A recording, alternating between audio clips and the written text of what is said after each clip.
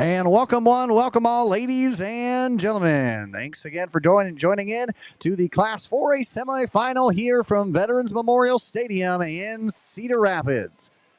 It's going to be an exciting battle here today as Game 1 of the Twin Bill will decide the first of who gets to head to Friday and who will be awaiting the team that face them in the state title game. Thanks again, ladies and gentlemen, for joining in and joining the broadcast here. Appreciate it. Andrew Brown giving you all the balls and strikes, hits, outs, everything in between. Of course, there's all different types of ways that you can catch things, not just here, but you can also catch things on the Iowa High School Athletic Association YouTube page, as well as head on over to their website to find all the different places that you can catch this game. And if you just want an audio-only version and you just want to rock the audio, then we got you covered right here. We got this game and the next game as Valley takes on Indianola. So we got both games here for you tonight. And again, live from Veterans Memorial Stadium here in Cedar Rapids. Let's go ahead and take a look at this matchup here. And it is a matchup that's has a lot of two very similar teams as we look at the team comparison brought to you by DeMoss Orthopedics in the Des Moines area, Ankeny, Urbandale, and West Des Moines. Three great locations for you to check out. And again, if there's any little thing that you might think needs some attention surgically, hey, don't worry about it. You can head on over to DeMoss, and it's often a quicker time frame. It's often less out of the pocketbook. A lot of great things, a lot of great benefits for DeMoss Orthopedics. Let's go ahead and take a look at PV and Sioux City East as they will be battling it out for the fourth time in Bound era. These two teams have been rocking it all year this year. It's been a strong push for them. And, of course, lightning trajectories for both of these squads. Of course, Pleasant Valley, their road for the state tournament included a 1-0 win over Davenport West that took extra innings to decide a victor. And then they turned around against the reigning 4A runner-up in Bettendorf, also winning that one by a slim 1-0 margin. And then, of course, they got into the state tournament, and what did they do? They got to take on 11-time state tournament in a row member in Johnston, taking them down by a 6-4 margin. And for the Sioux City East Black Raiders out of the Missouri River Conference, they came in having just a pair of losses all season long. That's right. One of them was to a current and still alive for a state tournament member in Valley. That was on a walk-off back at Tall Anderson Field in Omaha. Sioux City East postseason path included an 11-1 win over Sioux City West in the first round.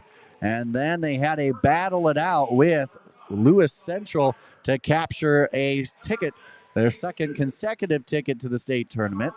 And then, of course, they opened up the state tournament day one for 4A anyway, as they took on Iowa City Liberty in a 6-5 thriller there. And that is how they all reached where they're at right now. Both of these teams looking to punch a trip to the state tournament title game. Both these teams have title game experience under their belt. And, of course, we're going to tell you all about that and more as we go ahead and continue on through our pregame coverage brought to you by Insolites at Insolites.com. And with that, ladies and gentlemen, we're going to take a quick break. We're going to resume action when we return right here from Veterans Memorial Stadium here in Cedar Rapids right after this on the Iowa Baseball Network. Welcome! We are the Iowa High School Athletic Association. We're proud to bring you this broadcast of Iowa High School Sports Championships, featuring Iowa's student athletes, schools, and communities. We support teamwork, sportsmanship, and education-based activities. Good luck, and thanks for watching. There's a kind of magic to making memories, to finding time for the little things and the big things, the new things, and the things you'll do over and over again. It's the magic of a job well done. and a well-deserved day of rest. Of living life to the fullest with the people you'd never want to live without. Fairway, closed on Sunday, open for life.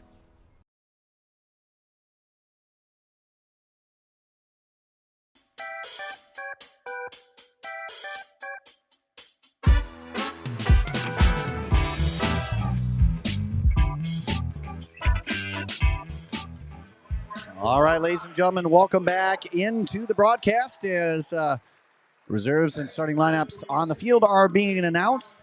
We go ahead and resume our action here as we take a look at these two squads. With Pleasant Valley, we talked about they have been to the state tournament before, but the last time they were at the state tournament, it was a completely different venue. That's right, they were not able to grace Cedar Rapids here the last time they made it. Last time they made the state tournament, title game anyway, was back in 2021, and of course that was the year that they took down Johnston by 14-6 margin in the title game to capture a crown for them. This year, Pleasant Valley making their 7th state tournament trip in program history, looking for tournament win number 5. Meanwhile, for the Sioux City East Black Raiders, they're looking to punch their ticket to the title game for the first time since 2013, in which they were runner-ups. This is their 8th overall state tournament trip here in program history. Currently at an even 7-7 record for their tournament mark. They're looking to get above 500 and become one of just 22% of teams to ever make the state tournament to have a winning record. That's on the line, as well as a trip to the title game. That is coming on up. But for right now, we're going to go ahead and give you what the starting lineups are going to look like for both teams. And we're going to start with the visiting team on the scoreboard in Evan Barr, as the Pleasant Valley Trojans will start off with the catcher in the number 1 spot. Jackson O'Melia will be doing the number 2 hole hitting. He'll be in left field for today's contest, followed by Mason McCaw, the right fielder. Will Frederickson dons the number 20 and will man the hot corner here in today's contest. He'll be followed by Finley Martinolich in center field wearing number 1. And that'll be followed in the 6th hole by number 11, Lincoln Dalton. We saw it. He did nearly 10 strikeouts in their efforts in the quarterfinal matchup to move on and advance. He'll be manning first base here in today's contest.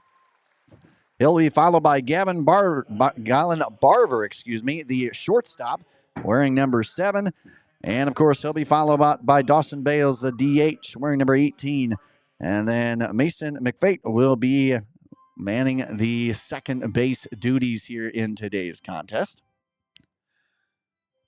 And we're going to go ahead and we're going to take a brief pause. We will go ahead with the national anthem underway. We'll get you going with the lineups here for Sioux City East right after this. When it comes to protecting your home, you need more than just a contractor. You need a team that you can trust. And at IA Sports, we trust Lion Exteriors. They deliver expert roofing, siding, and exterior solutions built to last, because your home deserves the best. With quality craftsmanship, honest service, and stress-free process from start to finish, they make upgrading your home simple and reliable. Whether it's storm damage, a full roof replacement, or a fresh new look, Lion Exteriors has you covered. Contact Noah today or visit lion-exteriors.com and tell them IA Sports sent you to schedule your free inspection. Lion Exteriors, protecting your kingdom. Yes, those are chicken tenders. And yes, they're on a plate with your favorite Pizza Ranch items. Which means, yes, chicken tenders are now available at Pizza Ranch buffets.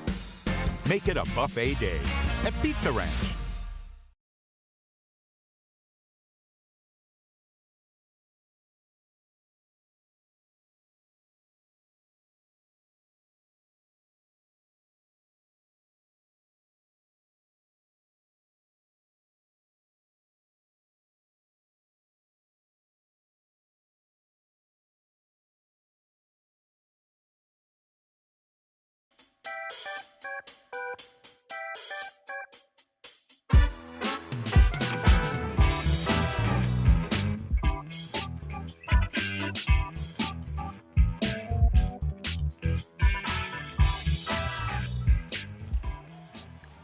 All right, ladies and gentlemen, welcome on back into the broadcast. Andrew Brown here as we get set and ready. It is about time for game one of the 4A semifinals. Sioux City East up against Pleasant Valley. We'll take a look at the Sioux City East lineup, which starts with Cal Jepson, the Western Kentucky commit, wearing number 2. He'll be at shortstop for today's contest. The Minnesota linebacker commit, Kason Claiborne, in one of his final games as a Black Raider baseball player. He'll be camped out in right, followed by Callan Cook, the pitcher in tonight's contest. Bodie Calling, the winningest pitcher in Sioux City East history. He'll be in the cleanup spot, wearing number 10 at second base. He'll be followed by Logan Churkus, who is the national hit-by-pitch leader, 117 on the year. He'll be behind the plate. And he'll be followed up by Cal Chamberlain, a center fielder, the Sioux City North transfer. And then it'll be followed up in the 7 hole by Lincoln McCaffrey at the hot corner at third. Frankie Stoos will be the first baseman in the number 8 hole, followed by the left fielder in Quentin Ashcraft. And that has been the lineups here, brought to you by Insulites, the LED insulated light that you can see from up to half a mile or more away. Make sure to check it out today. If you have an electric fence and don't want to shock yourself to test if that fence is working, all you need to do is head them up at insulites.com. And again, we have more action here across both these semifinal games, which will be our pleasure to bring you from Veterans Memorial Stadium here in Cedar Rapids, Iowa. Having handful of years left as the 3A, 4A state tournament host sites, anyway, with the current agreement. And most likely the way it is panning out, it'll be, if they can make it so, the host site for many, many more years to come past the next 3 to 4 seasons. This is an absolute great venue, and it is a true professional ballpark. 400 to dead center, 315 to the left foul pole, 325 to the right foul pole. And, of course, in left center field, it's more like 4-5, 4-10. Same thing here for right center field gap. I mean, both of those little jut outs that will have even more distance to run. So we'll see what ends up happening here. I mean, if you hit it in the gap, it is for sure extra bases, if not going for 3. And we've seen that several times here already in this 3A, 4A state tournament. Of course, catch more of our content from Carroll, Iowa, in Merchants Park, which is the host site for the 1A, 2A state tournament. And again, I'll give a shout out to Carroll as much as here, once, twice, and then again 3 times on Sundays. Merchants Park, they have continued to roll out the red carpet and they've been really hospitable, but an amazing host site. That field is immaculate. It is perfect. And it is truly a gem here in the state of Iowa. Of course, right here at Veterans Memorial, also very much a gem. Again, as it is a true professional ballpark, great scoreboards, great signage, everything. Not really a bad spot in the house, and that includes some stadium seating out to the far right and even a grassy area off to the left there. But right now, we're going to get started, ladies and gentlemen. Evan Barr is going to be kicking things off as he's the leadoff hitter here for the Pleasant Valley Spartans. They took down Johnston 6-4 in the quarterfinal action to advance. And the first pitch we get to see is ball 1. The 1-0 count here. And the next pitch is in there for the strike here.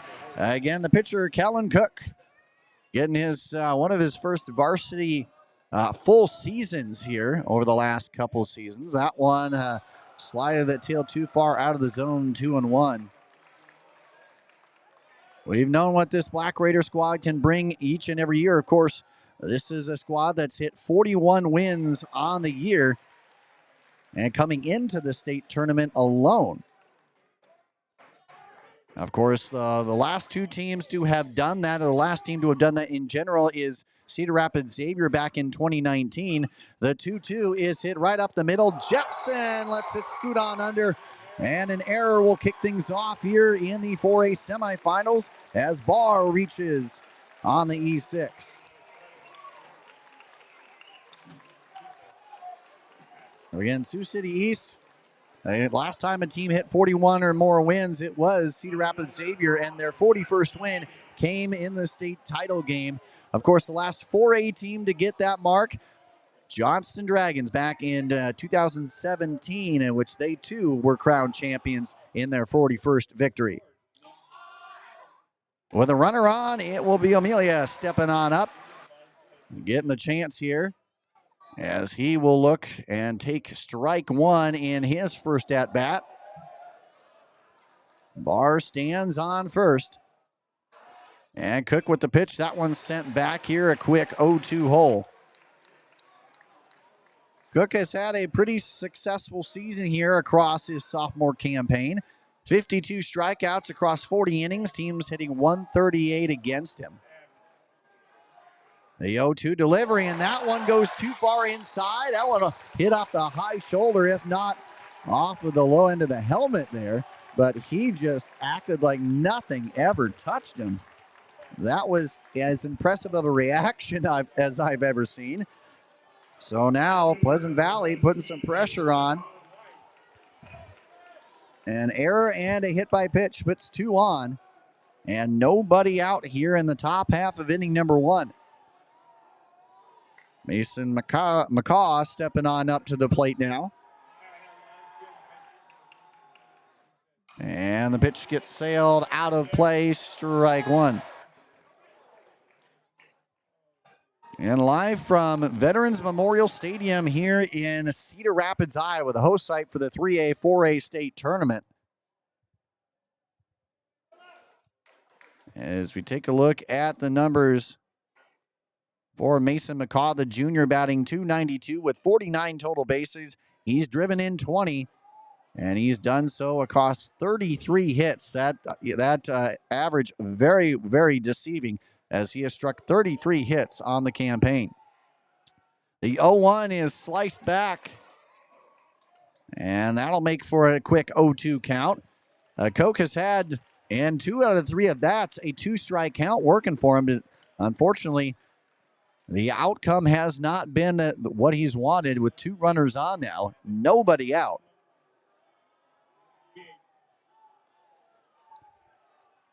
And the 0-2 delivery is sent on back into the net. Here we keep it there, 0-2. And West Des Moines Valley takes on Indianola in the nightcap here in Game 2. Right now we have Sioux City East battling it up against Pleasant Valley. And now the 0-2 once more. That one sliced right side, and almost a nice catch by the first base coach. But that'll end up being foul. Again, for Pleasant Valley, it has been quite the run for them on the season, 30-10 overall. And again, they have graced their 7th state tournament trip. They are 5-6 in tournament games. And of course, they all remember the last time they pushed their way to the title game. They won it all. So if anybody's thinking about historical superstition or anything like that, you have Pleasant Valley. Last time they made it to the title game, they won it all. The 0-2 count continues on. 4th pitch of the 0-2 count. That one gets sliced left field, but that's about a 3-stepper off to his left, as Ashcraft will capture that one for out number 1. This is a lineup that has remained relatively unchanged from the beginning of the year. Of course, you have guys that have been starting for 2, if not 3 or 4 years sometimes. Kyle Jepson even had varsity time as an 8th grader. So a lot of these guys have been playing with each other for at least 4 or 5 plus years on the varsity scene alone. And of course, they've had a lot more before that. So a really cohesive group here. As we go ahead and get the foul ball Fredrickson stepping on up for the first time.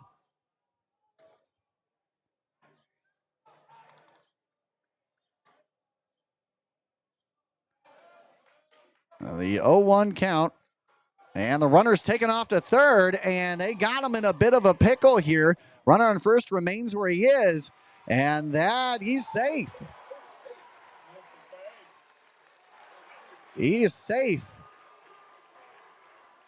I saw a tag applied, but that must have been too late. Not quite sure where the tag missed, but there was a tag applied on the slide. He had a head-first slide into second base on the way back. And now it's Coach Stecklein to have a conversation, and we will end up having an out call. That was kind of a weird chain of events here because Coach Miller remained in the Sioux City East dugout. And it was Coach Stecklein to have a conversation with the umpire. And then after that conversation, the umpire gave the out signal.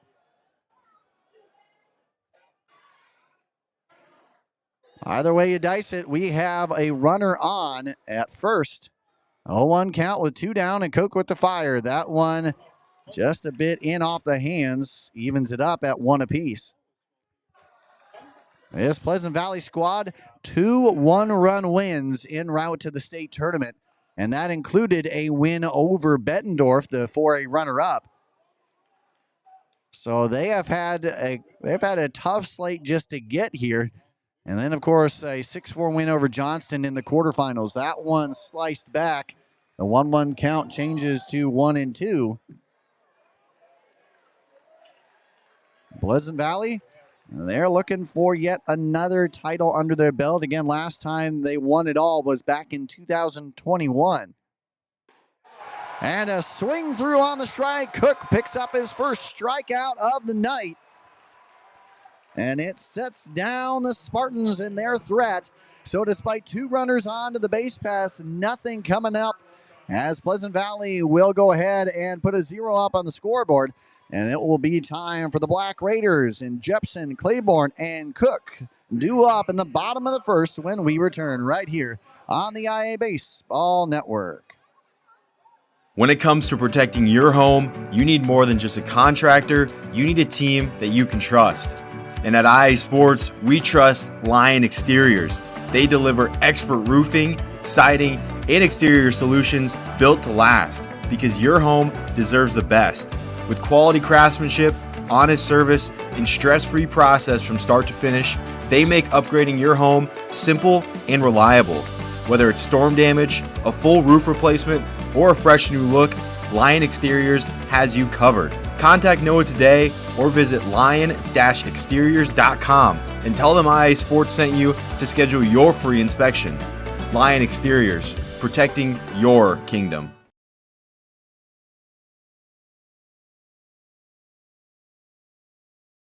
Oftentimes when you have an injury or fall and you're concerned, your first thought is to go to the emergency room. But with DMOS Urgent Injury Clinic, wait times are often a lot less and you can be seen at a lower cost. If you know that your injury is related to bones, joints, muscles, ligaments, it's a great place to start. From sprains and strains to fractures and even lacerations, we have 3 clinics for urgent injury that you can be seen at, and we have fantastic surgeons that we can consult and refer to when necessary.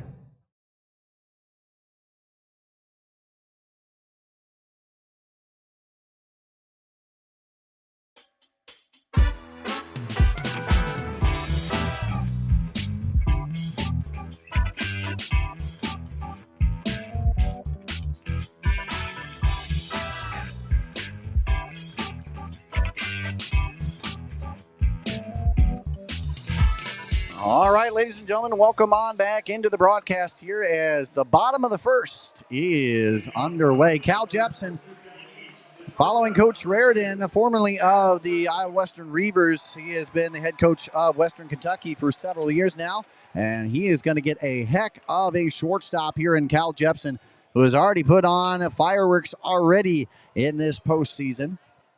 He gets to step on up. A .512 average for him on the year. He has poked across 6 homers on the season. So he is a jack of all trades. And he shoots that one foul here, strike one in his first at bat.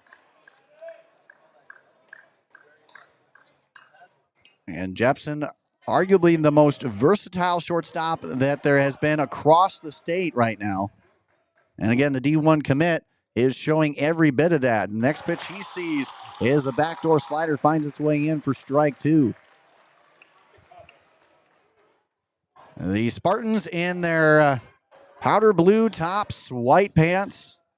Meanwhile, the Sioux City Black Raiders all white with orange lettering and numbering. That one poked across, a little bloop single into left center field, and the speedy Cal Jepson is onto the base pass. His first hit of the night, his third hit of the state tournament. And if you wanted somebody to not be on the base pass, it would certainly be Cal Jepson. A simple pass ball, a simple stolen base. I mean, nothing can really stop this guy from what he's been doing all year long. 39 stolen bases on the season. And now it brings up Jason Claiborne, committed to University of Minnesota football following his time here. Tells me that he is going to graduate early and he will not be gracing the Black Raider baseball team next season. He'll be leaving early to head on to the campus of University of Minnesota. He'll take a swing through, and that'll be strike one. Again, the Sioux City Black Raiders, head coached by Trevor Miller. And Coach Miller has brought a lot of success to this program. It says, again, we talked about it. As that pickoff attempt really close there. Again, the Black Raiders officially punched across their 16th 20-plus win season at 41-2. They obliterated that after a 37-win campaign last year. The 0-1 delivery, and that one caught the letter high strike up and away, strike two. And for Sioux City East, it kind of is interesting because they graced the state tournament last year when it was in Sioux City, and now they have to do a complete 360, travel all the way to Cedar Rapids. But talking with Cal Jepson and Coach Miller, they said it really is a state tournament feel here this year. We have a time called. Again, Sioux City East, somehow, despite some of the talent they lost with Thieler and others last year, they just increased in tenfold here. Callan Cook being a good example of some newcomers coming up. But Cal Chamberlain, a transplant from Sioux City North, has made a huge impact as well. Pleasant Valley, though, they continue to add on. Martin Olich, and we've seen that one is laced into left center field. And Cal Jepson will have a big turnaround second. He'll be dancing out there, and he has to kind of scoot his way back. So back-to-back singles puts the Black Raiders in good position here in the bottom of the first. But again, Pleasant Valley with the likes of Dalton, Lincoln Dalton, and Martin Olich. I mean, guys that have been there, done that for several years now. They got seniors on this team that have known what it's been like to make the state tournament. They also got some new guys as well that have come up that have been very impactful this season. Right now, it is Callan Cook stepping on up, the pitcher. There is nobody out. Both teams have had two runners on with nobody out. And that one cannot find the strike zone. We start 1-0.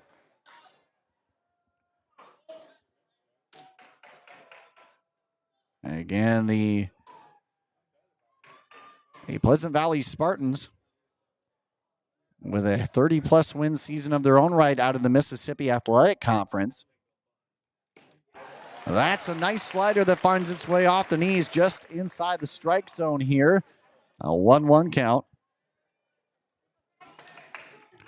The sophomore Cook on the year, batting .464. Not many guys on this roster batting under .300. He has 55 runs driven in, the leader in RBIs on this squad. It's kind of hard to think that a sophomore, an underclassman at this level being so dominant, but he's been just that. 55 runs driven in on the season. and he has done so across 52 hits.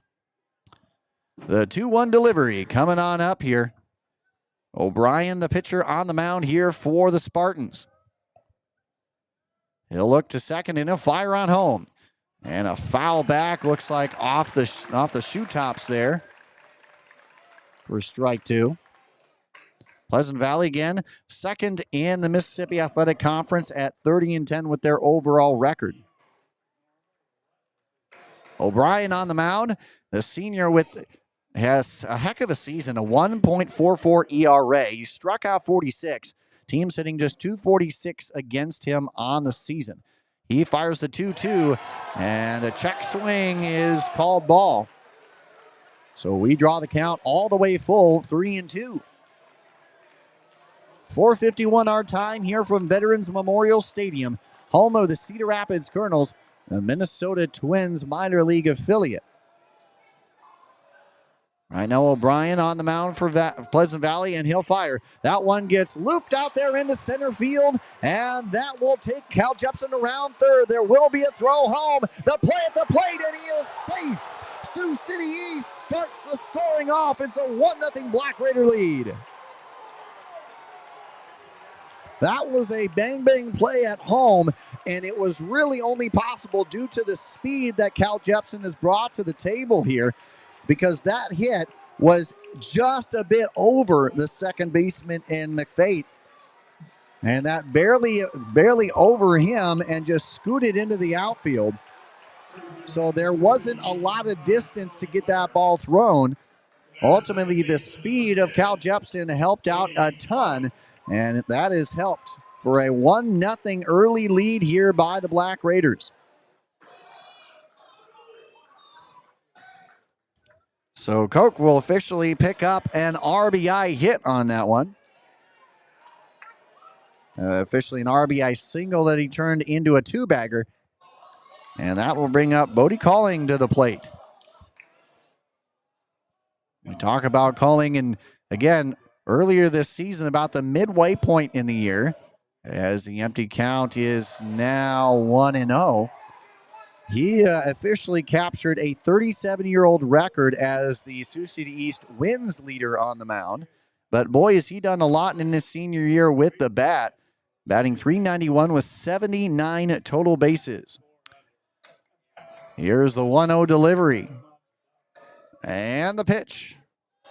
This one stays outside. The righty-on-righty matchup. A 2-0 count here with 2 runners on. Nobody out. We're on batter number 4 of the inning. Up next would be Logan Churkus.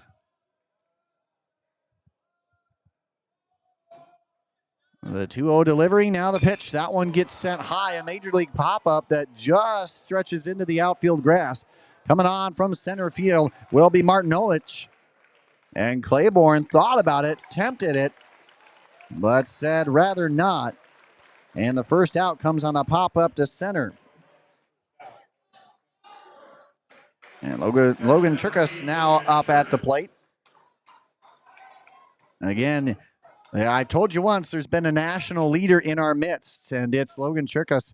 117 times he's been hit by pitch in his career. That averages about to 30 per season, nearly 2 a game. I got the chance to talk with him, and his biggest advice is just simply don't move. Right now, he has an empty count and the pitch. He takes strike 1 on the outer third. So runners on second and third. We have Koch standing on second. We have Claiborne on at third.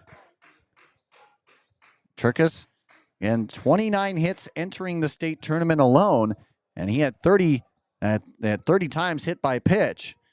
He's also had nearly 30 walks on the season. He drops a bunt attempt, and it's a beauty. Play at the plate is not going to happen. Has to throw to first, and that's how you manufacture run number 2. As an RBI credited here to Logan Churkus, he'll make it a 2-0 ball game, Sioux City East.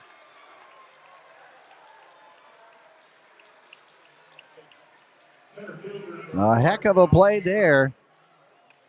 as Cherkas will officially pick up RBI number 36 on the season to bring up Cal Chamberlain. With 2 down and a runner on third. Early scoring here for the Black Raiders. Here's the pitch. Another bunt attempt laid down, but that's fouled near the Sioux City East dugout. Strike one. Cal Chamberlain had a really good season 2 years ago on the mound. He got really big notice there. Nearly 90 strikeouts on the season a couple years prior, then transfers over to Sioux City East. Actually started the year injured as he swings through that one for strike 2. But he has not only taken this season by storm on the mound as the innings-eating leader, but he's also been a pretty good bat here, over 350 on the season. The 0-2 delivery, the pitch, and he swings through that one and can't connect. It's out number 3 and the first strikeout for O'Brien. But not before damage has been done. The Black Raiders strike first. It's a 2-0 lead after 1. And we'll be back from Veterans Memorial Stadium after this, right here on the IA Baseball Network. Something exciting is growing on Iowa farms these days. Innovation. From tractors that seed, weed, and harvest with data-driven precision to drones that scout or plant cover crops to protect soil and water. Even our animals live in smart homes with round-the-clock care. Technology keeps your food safer, water cleaner, and makes us more sustainable. Because what we do here benefits everyone here. Life on the farm makes everyone's life better.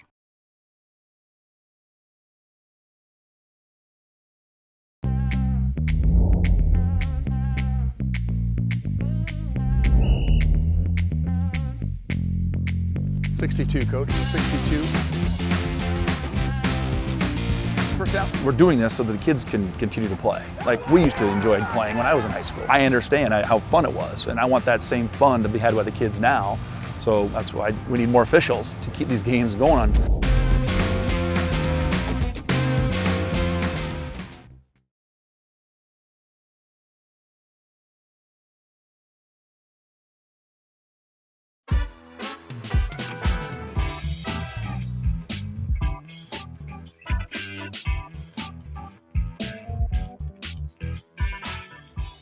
All right, ladies and gentlemen, welcome on back into the broadcast. We have a brand new inning. It's inning number 2 as Finley Martinolich doing the hitting duties here for Pleasant Valley, and he sends that one a sharp foul ball for an 0-1 count.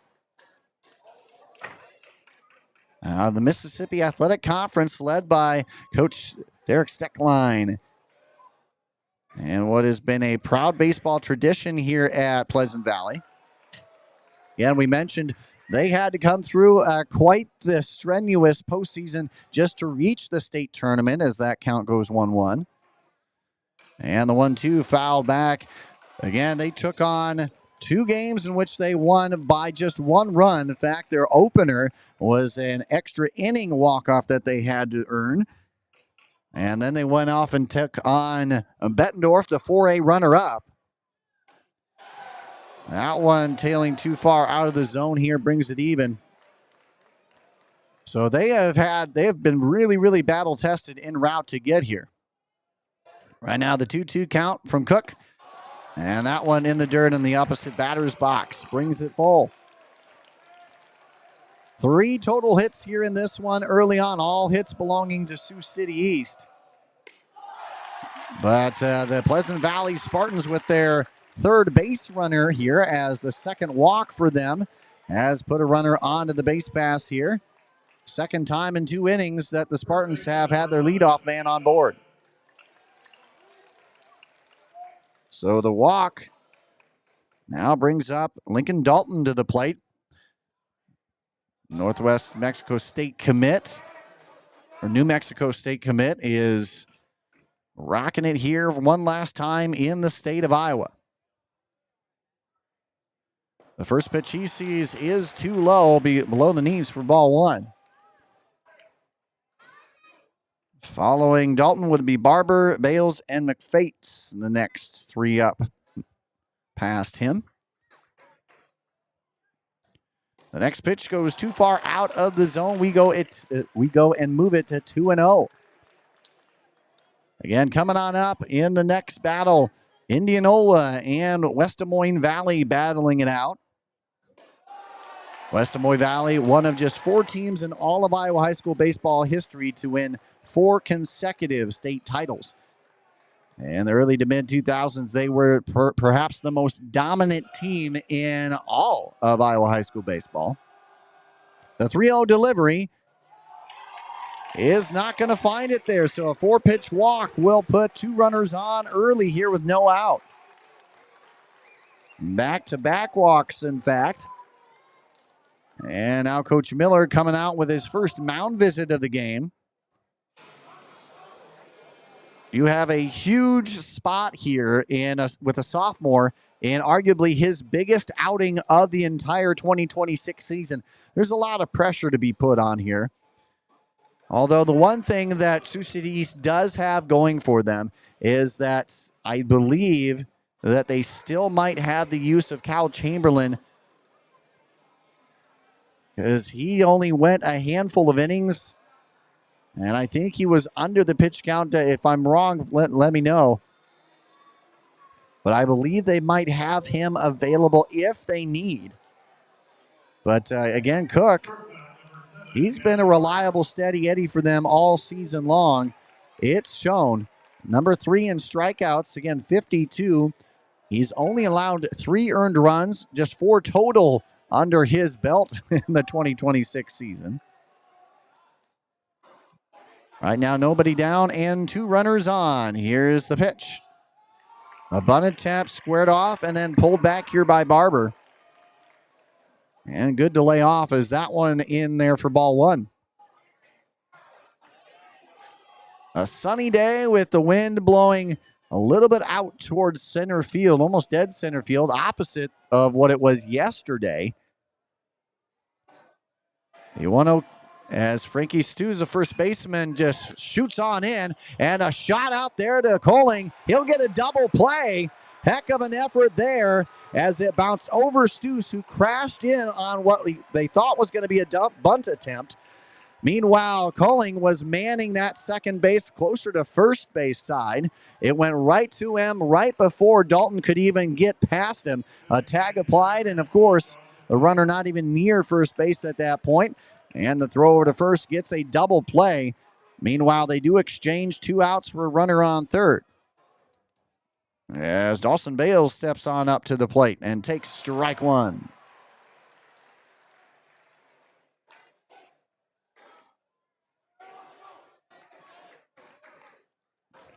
So the 4 unassisted and then 4-3 double play.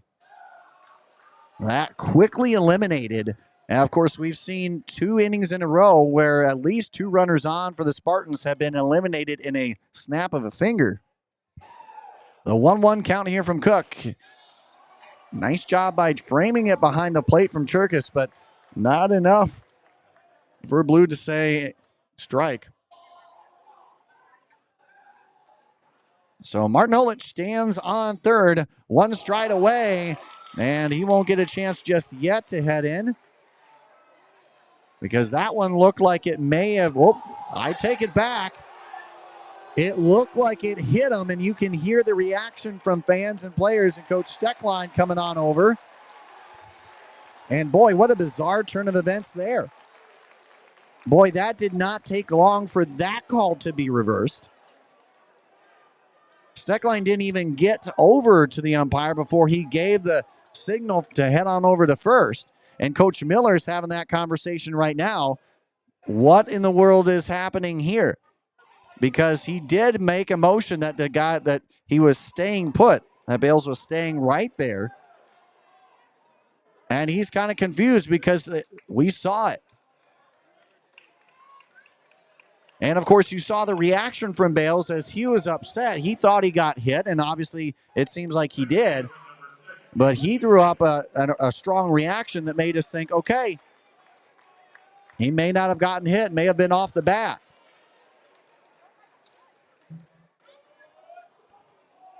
So the second batter hit by a pitch by Koch now has runners on the corners, believe it or not.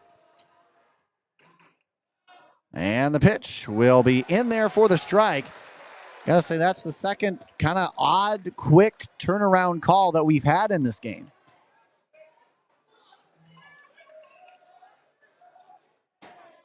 Pleasant Valley in the top of the second inning here with runners on the corners. An 0-1 count and a swing through on the outside edge pitch. Not able to connect from McFate, the number 9 hole man.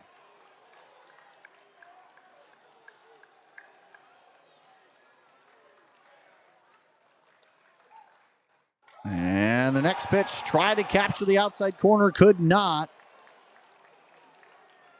McFate, the sophomore, batting .257. He has driven in 14 and would love a chance to add a 15th one here should he connect. The 1-2 delivery, and that one captures the outside corner, and Koch is all jacked up, and the Sioux City East Black Raiders get out of the jam once more. They escape with a 2-run lead as McFate is set down on strikes. The second strikeout here of the day here for Koch. And now that'll take us into another half inning of play. It's the bottom half of the second with McCaffrey, Stoos, and Ashcraft due up for the Black Raiders when we return right here on the IA Baseball Network from Veterans Memorial in Cedar Rapids. Oftentimes when you have an injury or fall and you're concerned, your first thought is to go to the emergency room. But with DMOS Urgent Injury Clinic, wait times are often a lot less and you can be seen at a lower cost. If you know that your injury is related to bones, joints, muscles, ligaments, it's a great place to start. From sprains and strains to fractures and even lacerations, we have 3 clinics for urgent injury that you can be seen at, and we have... Yes, those are chicken tenders. And yes, they're on a plate with your favorite Pizza Ranch items. Which means, yes, chicken tenders are now available at Pizza Ranch buffets. Make it a buffet day at Pizza Ranch.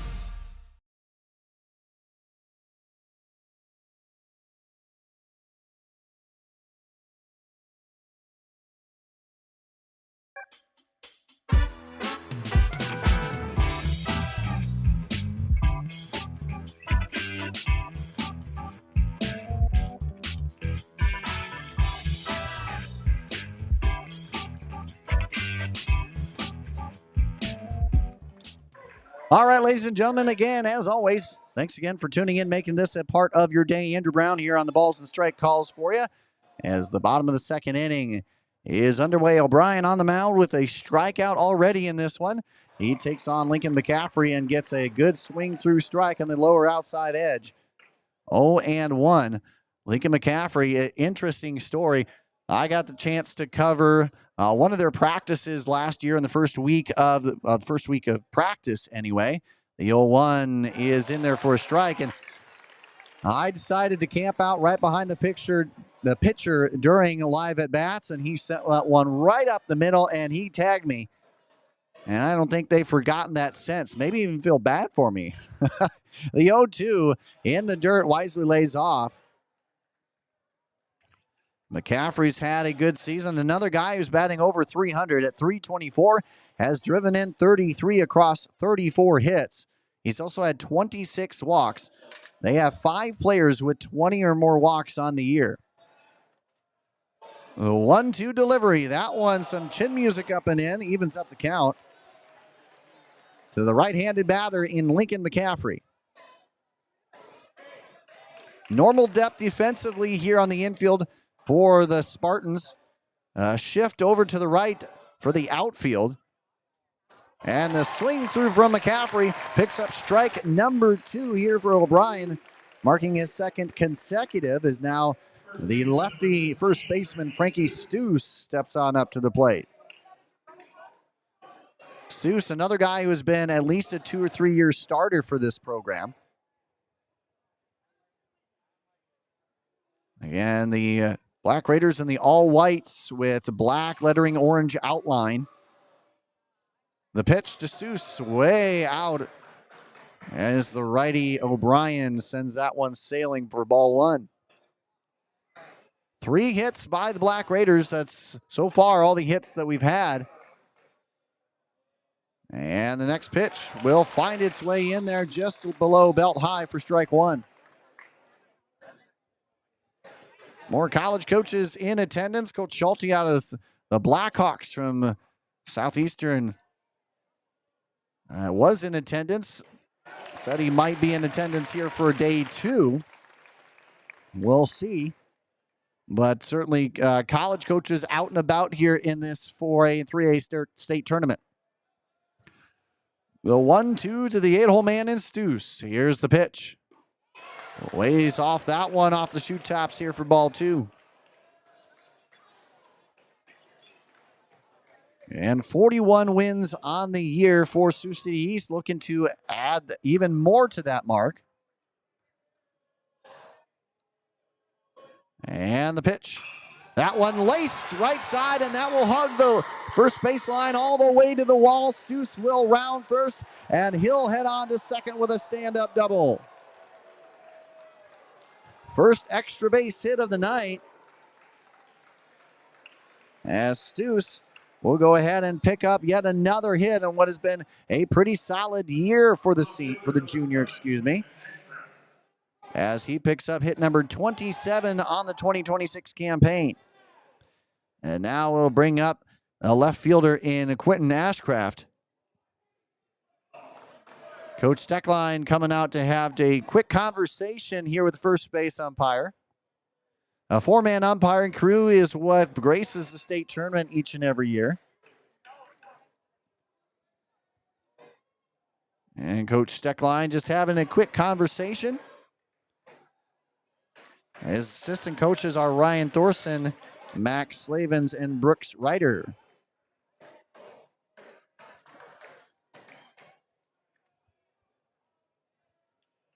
And so we're back at it once more. Again, Stu stands on second, and Ashcraft, with 1 down, gets his first trip up to the plate.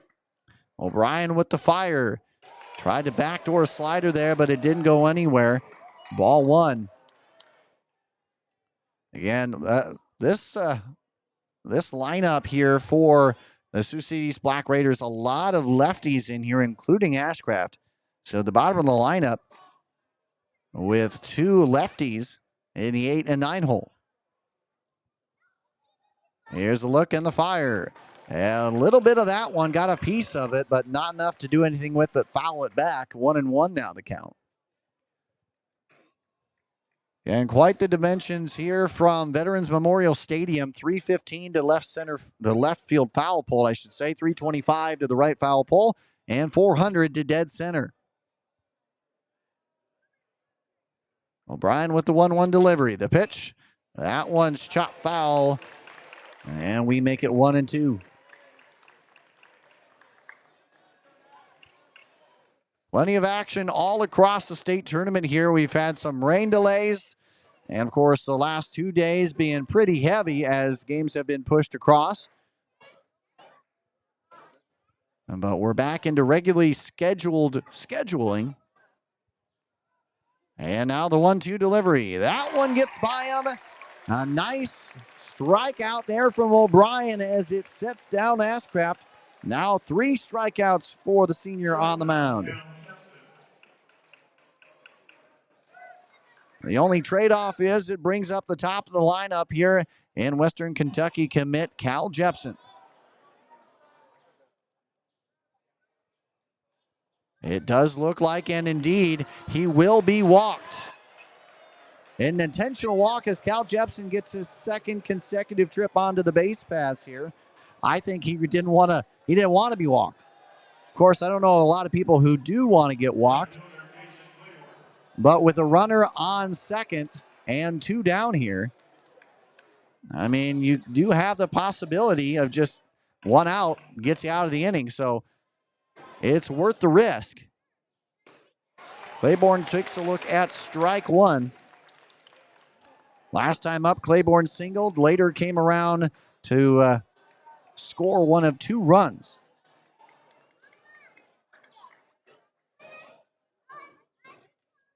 Right now, he has a chance to help increase that lead.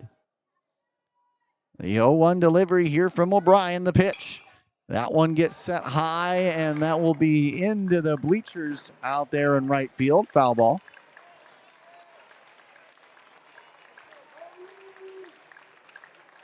It's been a flurry of activity to start the game, and the last half inning was all not for the Pleasant Valley Spartans. They're going to try and get back to the bats here. They have one more strike to work with. Claiborne hugging the inside of that batter's box from the right side, and that one's shot back. Again, the righty in Claiborne. He's been a power bat all year long, and it's been rightfully so. He's left the yard 4 times, but has 3 triples, 11 doubles on the season.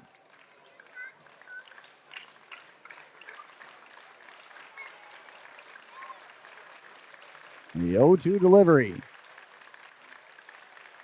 Coming on up the pitch, and he gets them swinging through that one. O'Brien has now 4 strikeouts on the game. That's strikeout number 4 to end the inning, and it's becoming a good little pitcher's duel here out there as O'Brien sits him down. There were 5 batters up in the inning, but none of them scored as we keep it a 2-0 Sioux City East lead into the third when we come back. And it will be Barr, Amelia, and McCaw due up here for the Spartans when we come back.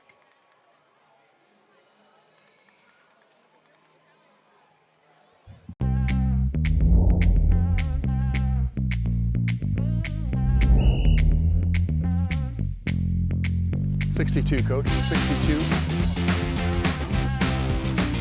First down. We're doing this so that the kids can continue to play. Like we used to enjoy playing when I was in high school. I understand how fun it was, and I want that same fun to be had by the kids now. So that's why we need more officials to keep these games going on.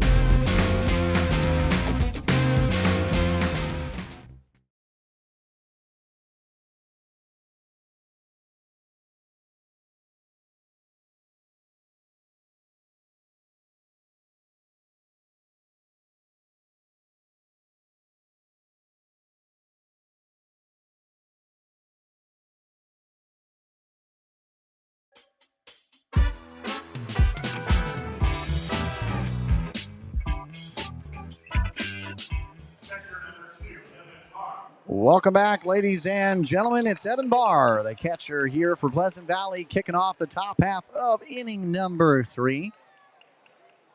Pleasant Valley 6-4 winners over a historic and storied Johnston squad. And an interesting tidbit here with Johnston having made the state tournament. That means that both the longest active streaks of state tournament appearances continues on, as in the 1A scene, Remsen St. Mary's made their 12th consecutive, and likewise Johnston in 4A making their 12th consecutive. That 2-0 pitch high and inside and quickly cooked down by a 3-0 count.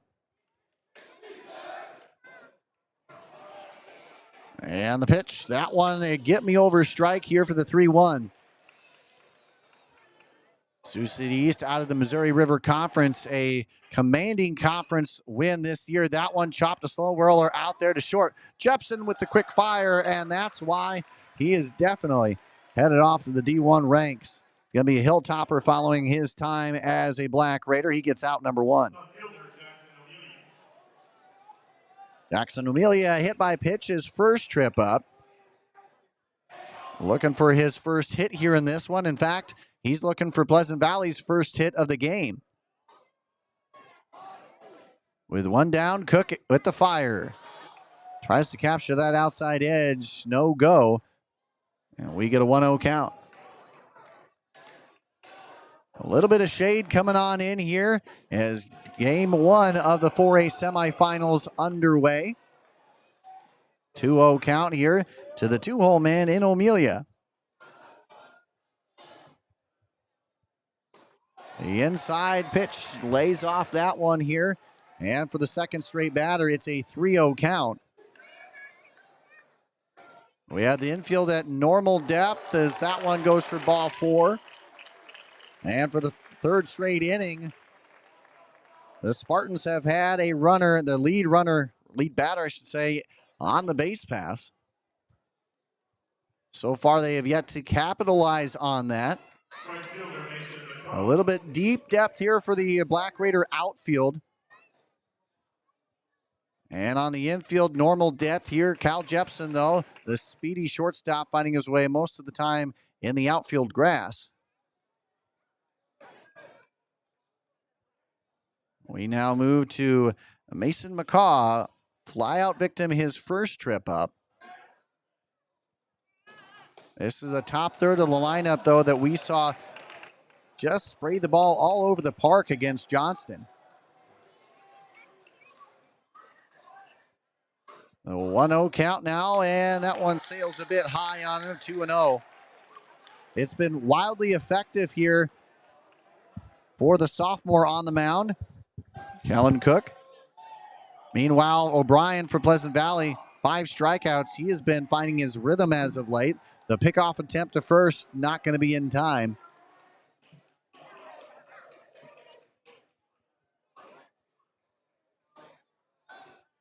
Pleasant Valley once again back at the state tournament. Another pickoff attempt. Almost got him there, but no go. And we have Indianola taking on West Des Moines Valley in the very next game, game 2 of the doubleheader here. That 2-0 once again. Too far in, and it's 3-0. We have now had 3 consecutive batters watch a 3-0 count start off here in the top of the third. Here's the pitch. And that one too high, and back-to-back walks. We'll go ahead and put runners onto the base pass. McCaw on at first, Barr on at second.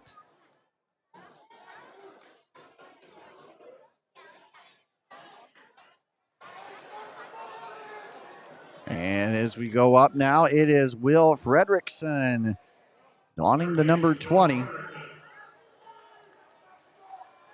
Fredrickson with a really solid year for the Pleasant Valley Spartans. Takes a look at strike 1.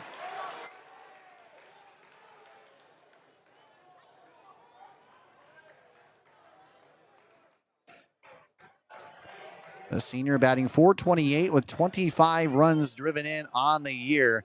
And a big chance to help his own cause here. That one gets lifted left side. That one will be over the head of Ashcraft there in left. That will look to plate 1, if not 2. Both runners coming around, and the play at the plate will not be in time. Well, that is a stand-up 2-run double here from Will Fredrickson. As the Spartans even this one up, it's 2 apiece.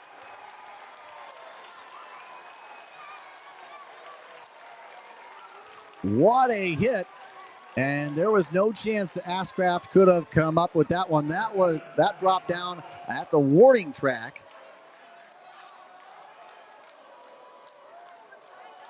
And now we have Coach Miller coming on out. Going to have a conversation here. I don't know what the leash is here.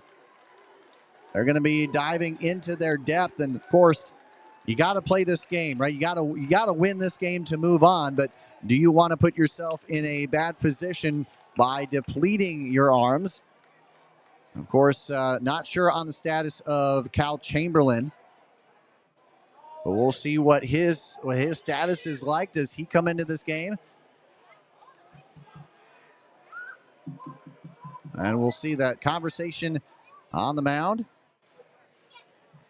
Doesn't look like they're going to pull him just yet. But boy, that was an epic hit here by Fredrickson. Kind of capitalizing on the wild, erratic pitching here from Koch. The inning started here, out of the first 4 batters, 3 of them have had a 3-0 count. 2 of them have been walked. We do have one down. And oddly enough, just one hit has been the equalizer here in this one. 5 combined hits, only one of them here for Pleasant Valley at the moment. Sioux City East has 4 hits.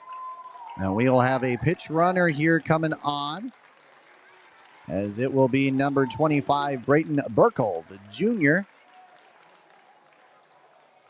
This is a Pleasant Valley squad that has had some stealing on the season. They've swiped 87 bags on the year out of 98 attempts.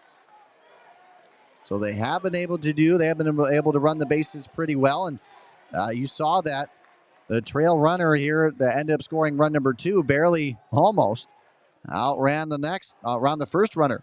And that's a chopper back to Cook, and he'll get a quick, easy out here from Martin Olich.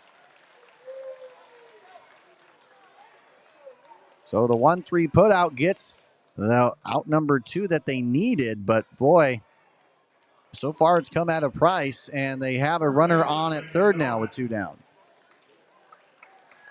Lincoln Dalton, a walk his first trip up.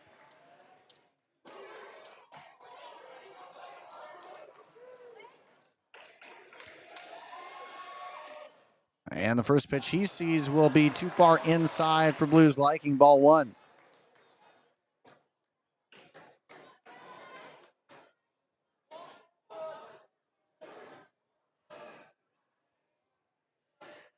And the 1-0 pitch is also too far inside, almost the same spot as it draws the count 2-0. And with a runner on third, a chance. Bentley, just one stride away from potentially grabbing the lead here. That one gets left in center field. That one's taking him back. Chamberlain goes near the warning track to capture that one, but he will bring it in for out number 3. But not before some more damage has been done. It's a tie ball game thanks to the 2-run double here from Will Fredrickson. And that is how we will wrap up the top half of the third. The Black Raiders are going to try and answer with Cook, Koling, and Trickus when we return here in the bottom of the third, right after this on the IA Baseball Network. When it comes to protecting your home, you need more than just a contractor. You need a team that you can trust. And at IA Sports, we trust Lion Exteriors. They deliver expert roofing, siding, and exterior solutions built to last, because your home deserves the best. With quality craftsmanship, honest service, and stress-free process from start to finish, they make upgrading your home simple and reliable. Whether it's storm damage, a full roof replacement, or a fresh new look, Lion Exteriors has you covered. Contact Noah today or visit lion-exteriors.com and tell them IA Sports sent you to schedule your free inspection. Lion Exteriors, protecting your kingdom.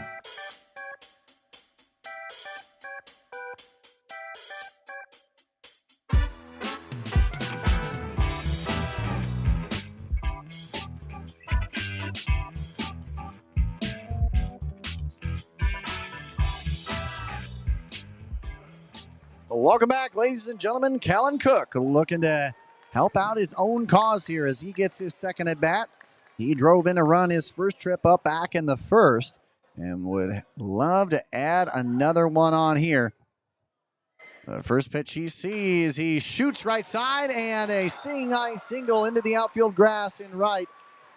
That'll put him back onto the base pass for the second time here in this one. That despite the fact that McFate was shifted over more towards the first base side, that went right in between Dalton and McFate and squeezed its way into the outfield grass.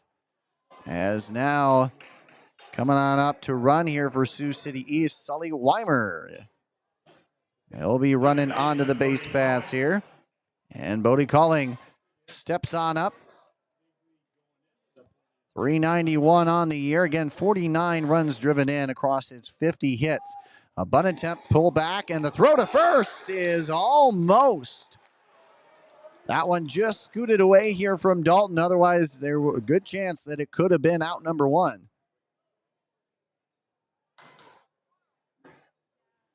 And meanwhile, with Calling throwing the bunt attempt out, missed it here for strike 1. O'Brien, he'll look first, come back and fire home. And Colling pulls that one back and wisely does so. Evens it up now at one ball, one strike. Two in the top, or the bottom half of the first here for Sioux City East. That was answered by a two-run top of the third here for Pleasant Valley. All knotted up at 2 apiece. Colling will square around a bunt. He'll pull it back, but it's a strike anyway. My best guess is we're going to, as we have time called on the field, ball escaped. My guess is that takes off the bunt attempt here.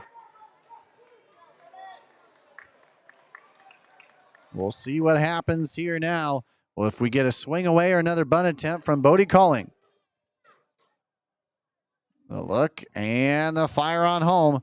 And he'll swing through that one, and the inside pitch has him knotted up. Strike 3, strike out number 5 of the game. And Logan Cherkas now steps back on up. He had a sacrifice RBI his first trip.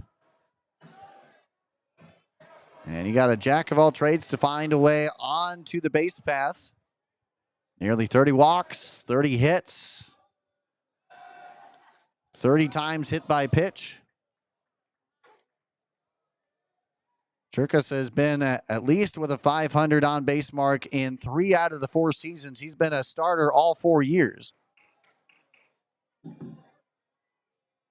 Which it really is most of this team, and even some for Pleasant Valley. Runner taken off. Weimer with the slide in there, but the throw is in time. He didn't get the slide down in time, and that is a successful pickoff here. The cannon from Barr sets down out number 2.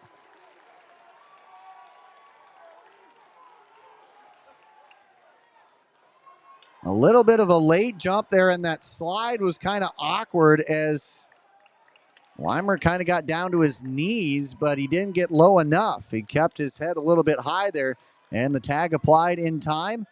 I think regardless, it was a strong throw and would have gotten him out regardless.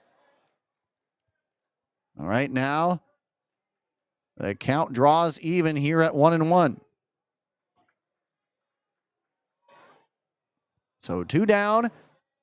Here in the bottom of the third, Cherkas with a shot right side. A 2-hopper gets there to Dalton Hill. Underhand it to the pitcher in O'Brien covering, and that's, despite 1 hit, is a 1-2-3 inning. And so with no errors, no runners left on, that means we have wrapped up 3 full innings here from Veterans Memorial Stadium in Cedar Rapids. It'll be 7, 8, 9 due up in the PV lineup when we return right after this on the IA Baseball Network. Hey guys, a lot of ways out there in baseball to improve your game because it's all about improvement, right? And one of the ways you want to do that is improving your swing. One of the ways to help improve your swing? The Batting Donut. A trusted weight since 2022, comes in 9 and 16 ounce varieties. This covered in durable non-scratch silicone helped to protect your bat. It comes in a signature pink, blue, or chocolate frosting. Is a great way to pay homage to a wonderful breakfast treat while helping to strengthen, home in, and zero in on your perfect swing. So don't leave it to chance. Go out there, have some fun, and get the Batting Donut today.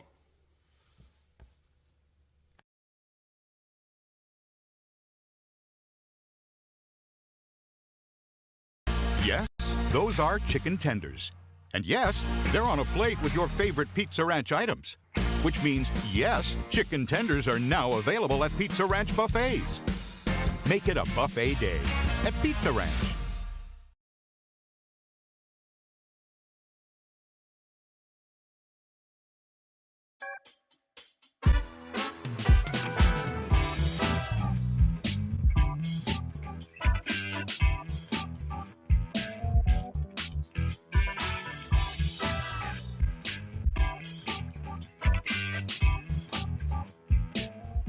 All right, ladies and gentlemen, welcome on back. Cook back out for a 4th inning of work. We'll see what's going to happen here for the sophomore on the mound as he looks to stop what has been a surging Pleasant Valley Spartan team as of late. Gavin Barber, the shortstop, rounded into a double play his first trip. Looking for his first hit. He shoots the first pitch he sees out there to calling it second. And a quick sidearm fire from number 10 will secure out number 1 on the first pitch of the inning. And now the DH, Dawson Bales, who was hit by a pitch his first trip up. He gets the chance here with nobody on. So far, just one error combined as that one gets sent high. And is it playable? It is not, as it finds its way into the stands just behind the Pleasant Valley dugout on the first base side. Strike one. And Pleasant Valley, the visiting team, on the first base side of things. And the third base dugout, the home team, is Sioux City East. The 0-1. That is in there for the strike. The sophomore has been wildly effective. He's only had 2 strikeouts, but he's only allowed 1 hit so far. He has had plenty of walks already. That one gets laced out there to center. 2 steps back from Chamberlain, however, and it is quickly down to 2 outs.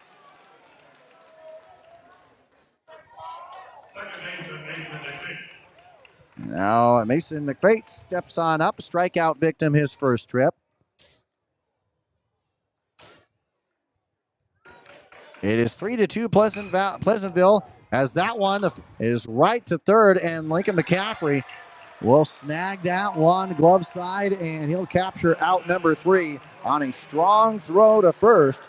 So 2 first pitch outs, and that was perhaps the quickest half inning that we've had the entire state tournament so far. As the 5-3 putout will go ahead and bring us into the bottom half of inning number 4. And when we come back, Chamberlain, McCaffrey, and Stoos do up for the Black Raiders right after this here on the IA Baseball Network. Welcome! We are The Iowa High School Athletic Association, We're proud to bring you this broadcast of Iowa High School's Sports Championships. featuring Iowa's student athletes, schools, and communities. We support teamwork, sportsmanship, and education-based activities. Good luck, and thanks for watching.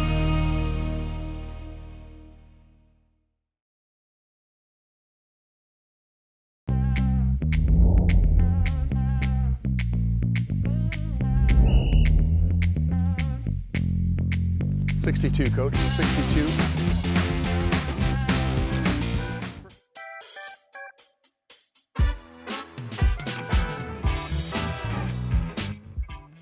And welcome back, ladies and gentlemen, inside the broadcast. Game 1 of the Twin Bill Semis doubleheader here as the 4A semifinals kick off with Pleasant Valley and Sioux City East, but then it changes to Indianola and West Des Moines Valley, 2 teams on just strong meteoric rises here in the season. For Sioux City East and Pleasant Valley rocking it here in a 2-all tie in the game 1. And it starts with Cal Chamberlain. Comes on in his second trip up. Trying to get something rolling, squares to bunt and pulls it back, but it's in there anyway. Strike 1. Again, the final of the state tournament will come on Friday. Who from the 4A side will be at least one of the representatives? Well, we'll find out here in this game. The Black Raiders are into the state tournament for back-to-back seasons, the second ever time in program history they've gone back-to-back, and first ever time that they've been back-to-back as number 1 seed. A swing through as that a breaker went in just late enough, and it's a quick 1-2 count. And it's a 1-2 count on the 6-hole man for East in Cal Chamberlain. A 1-2 from O'Brien. And that one's too far in. He thought it was strike 3. And so did some of the crowd there. A wonderful venue from Veterans Memorial Stadium, home of the Cedar Rapids Colonels. And now the 2-2 delivery, the pitch. That one gets laced up and almost glove out there at short. A diving Superman attempt by Barber, and it just popped off the base of his glove and squirted out. And boy, you kind of want to give it to him with the effort there. Just unfortunately not able to connect with it. And instead, that brings the 6th hit of the ball game for Sioux City East. Cal Chamberlain on to the base pass for the first time here in this one.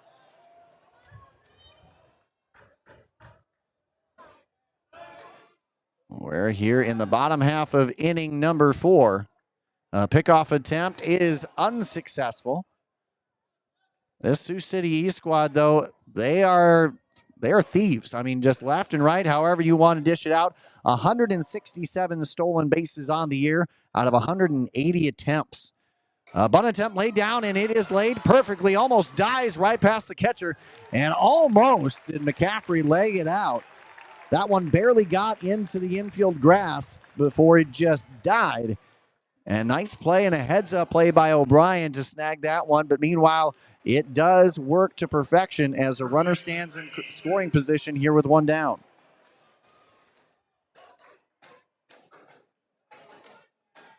And that now brings up Frankie Stus to the plate. So far, he is 1 for 1, a ringing double back in the second, but unable to score from that. He would love to connect, and instead takes ball 1.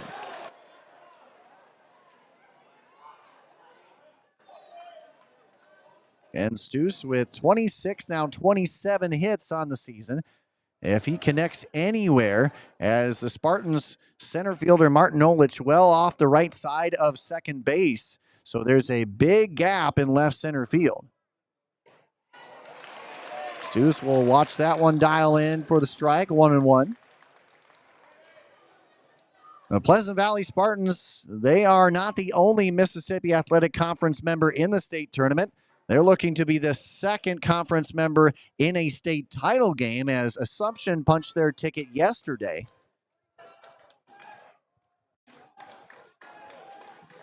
And now again, there are not too many times where we have 2 conference teams in 2 state title games in 2 different classes. But that's what you get here potentially if Pleasant Valley were to go ahead and escape the Black Raiders. The pitch outside for ball 2.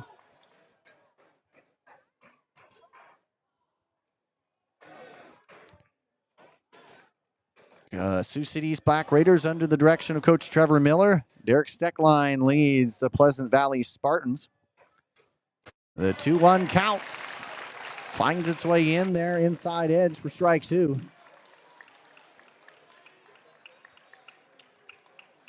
Black Raiders, back-to-back years as the number 1 overall seed. Last year, they fell to eventual runner-ups in Bettendorf, but they seemingly have changed the tune and the tides here in this state tournament. But a little bit of a pulling on the string situation there as the off-speed changeup gets Stus out in front, and he is set down for the first time today. And not so silently, O'Brien with 6 strikeouts here. As now they bring up the 9-hole man in Quentin Ashcraft with 2 down. The inning started with a Cal Chamberlain single and a sacrifice bunt moved him on over to second. But since then, we've had a strikeout and Ashcraft trying to capitalize on a runner in scoring position.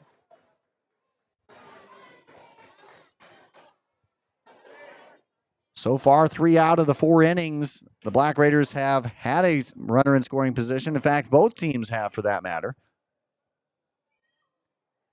The 1-0 delivery here from O'Brien. He looks back to second, and he'll fire on home.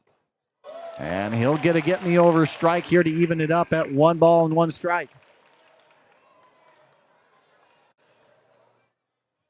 Again, the tournament state finals is tomorrow. We already have the 3A state tournament title game already set and ready to go. As the 1-1 too far, not quite finding the zone, 2-1 here. The 3A title game is set as the Wahlert Golden Eagles The wire-to-wire number 1 team in 3A goes up against top 10 foe in number 6, Davenport Assumption.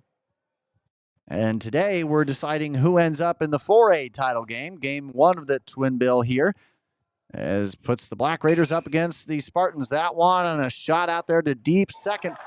Nice done by McFate. Still secure the out. And a scoreless inning here for the Black Raiders offensively. Despite one hit, nothing else coming along as Ashcraft will ground out on the 4-3. And that will go ahead and bring us into the 5th inning as we're scooting along in this one. It's a 2-2 tie with the top of the Pleasant Valley lineup due up right after this here on the IA Baseball Network.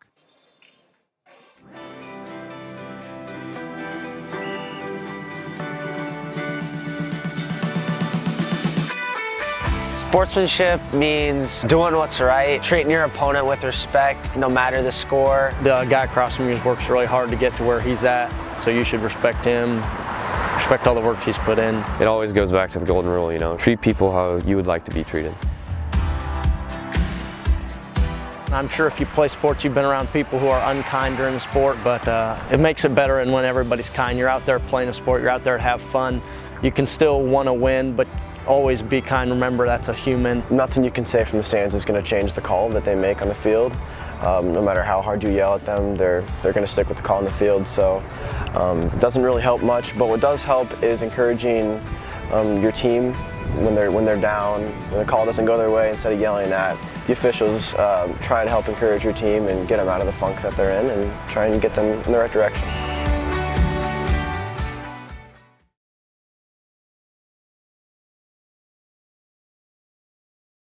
Yes, those are chicken tenders. And yes, they're on a plate with your favorite Pizza Ranch items. Which means, yes, chicken tenders are now available at Pizza Ranch buffets. Make it a buffet day at Pizza Ranch.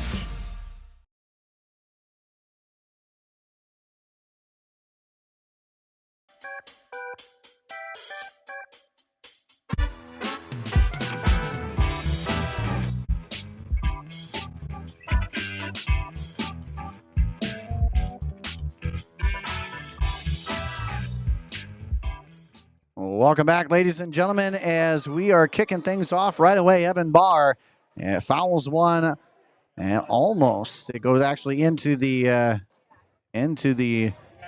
media well there for strike one. And Cook right back on the mound here for Sioux City East. He is going the distance now into his 5th inning of work. The 1-1, nice dialed in there challenge strike, as that's in there perfectly. Cook now up to 61 pitches on the day. The 62nd gets fouled back, and we remain a 1-2 count. 6 hits so far for Sioux City East, 1 for Pleasant Valley, but that one was enough to tie the game on a Will Fredrickson RBI double to plate 2. The next pitch, to the dismay of many Sioux City East fans, goes for ball 2. Again, both these teams have guys who have been there, done that for at least 2 or 3 years now. This one gets ripped right side. That one's tailing, but coming on with a nice run is Claiborne. And he'll go ahead and catch that for out number 1. And Claiborne headed to the University of Minnesota, committed for the football team.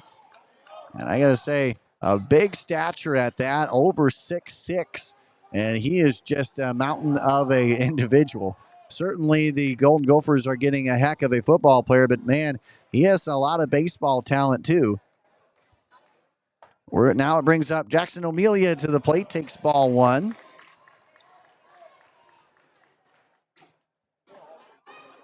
This is a Pleasant Valley squad that we've seen time and time again. They've been upset a couple times, but man, they continue to find ways to win close games.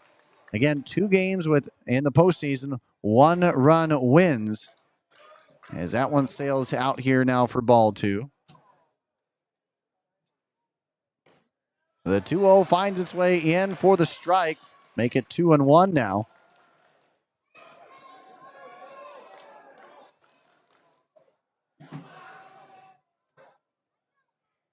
And the next will get swung on here, and we even it up at 2-2. Again, Pleasant Valley, they're looking to make their first title game again since 2021, and that's been their only title game. This will be the second ever in program history should they make it out here of the semifinal round. And the swing through gets Cook another strikeout here. He has silently compiled a heck of a night, despite that just being his third strikeout of the game.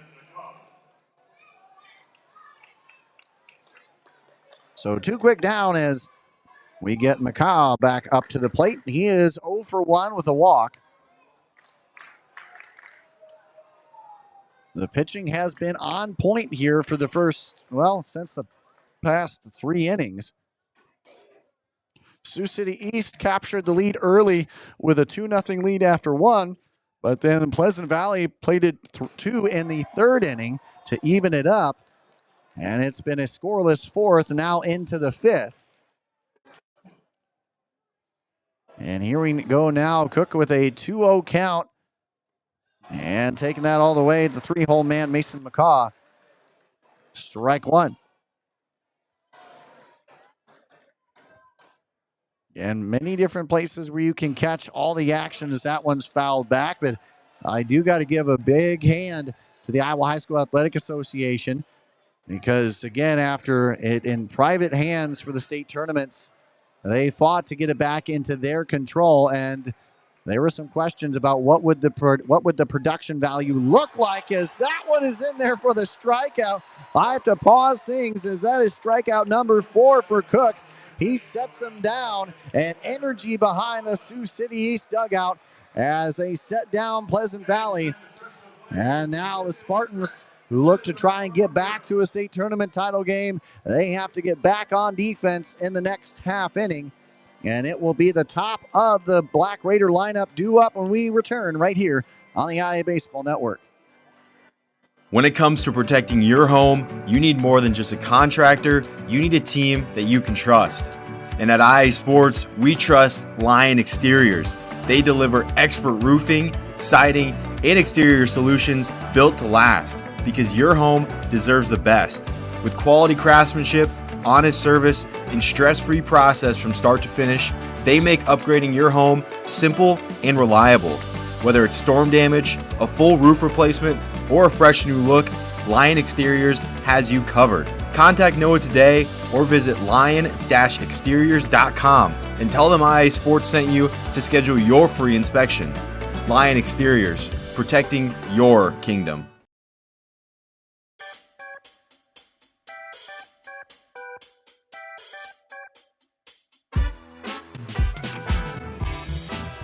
Welcome back, ladies and gentlemen, into a bottom half of the 5th inning we go.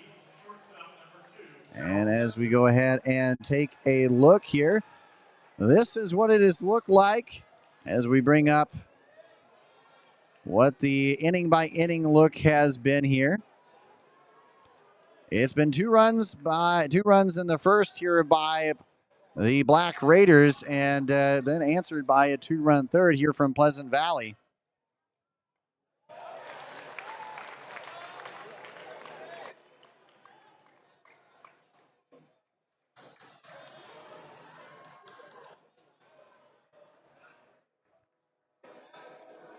And again, starting off is Cal Jepson, takes strike 1, and O'Brien with the next pitch in the dirt just before the plate. He evens it up now at 1-1.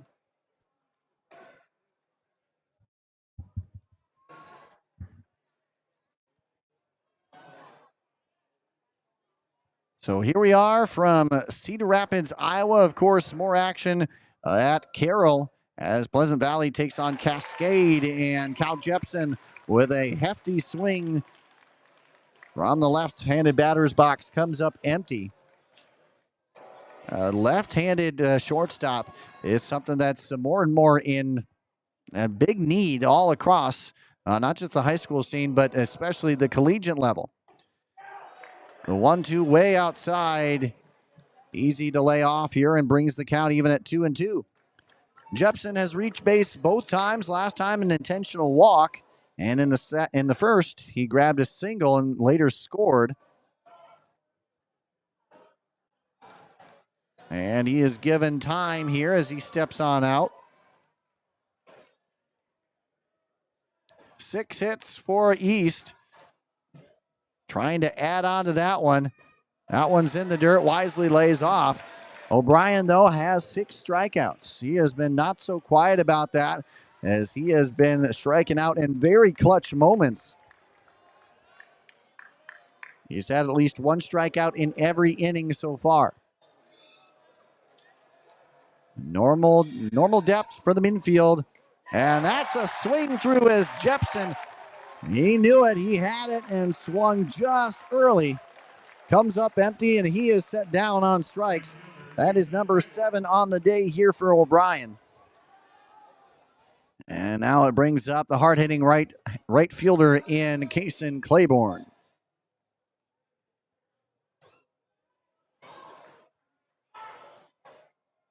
Here's the pitch. That one on the inner third as the right-handed Claiborne not loving that call. He steps out of the box. I believe he thought at first that was a ball call. He is surprised now with an 0-1 count. That one easy to lay off. I think that with O'Brien, he's really trying to pound the lower edge of the zone. I know all pitchers really, that's kind of the goal, to go down and avoid the sweet spots, but it is very apparent he has now had several pitches that will be falling before the plate. That one, though, gets in just about belt high on the inside. Claiborne still not liking that. He is truly not liking the zone right now. But he's a guy that is basically on the chalk right up against the plate here. The next pitch will be in the dirt. Again, another one of those that finds its way in the dirt before the plate. This is a Sioux City squad that is very capable of leaving the park. We've seen him hit it deep in other collegiate parks, including Omaha at the University of Omaha's field at Tall Anderson Stadium. The 2-2 delivery to the number 2 man in Kason Claiborne, and he watches that one into the left-handed batter's box for ball 3.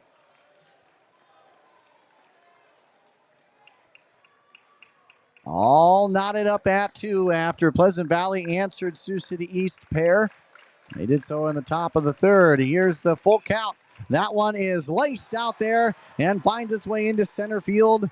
Not much of a chance there from Barber. And Claiborne picks up his 2nd hit of the ball game. A great 2-strike approach there. Again, he's a guy that basically, you could say, sits on top of the plate. Doesn't give a lot of wiggle room, and oftentimes that could sway the umpire just a bit.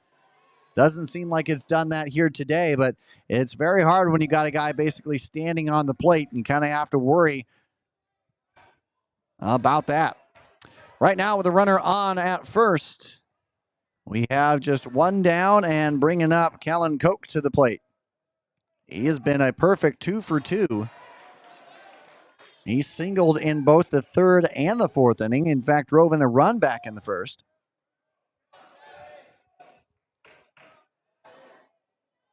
We have had no score now for 2.5 innings. Here's the pitch. That one gets laced, but that will be an atom ball right to Martin Olich in center. Some hard hit balls here by both teams, but with a park at least this deep, it allows for a lot more wiggle room than most places. And so now with 2 down and a runner on, we bring up Bodie Calling to the plate. He is 0 for 2. He popped out in the 1st, and he struck out back in the 3rd. A .379 hitter on the season. Here's the pitch. In the dirt, nicely done, and the backhanded stop by Barr behind the plate. One thing that could be an Achilles heel for any team is behind the plate. If you let a pass ball go, free bases are absolutely killer in the state tournament. And so far, neither team has allowed that. That one, a hot shot right to short. and almost lost it there. And in fact, the throw to first is not going to be in time.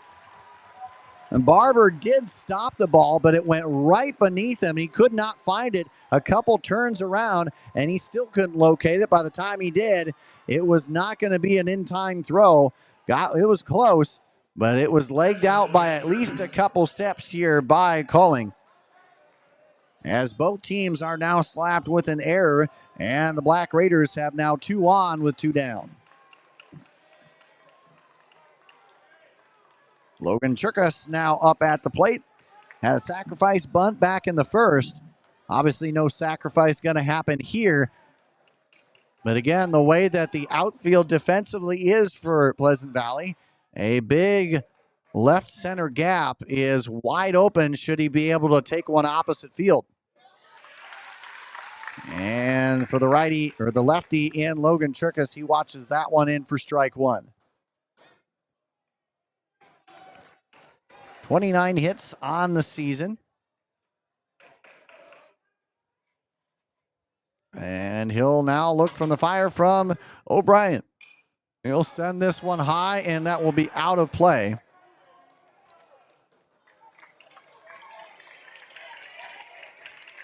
In game 1 against Iowa City Liberty, Churkus did have a single and a sacrifice fly as well.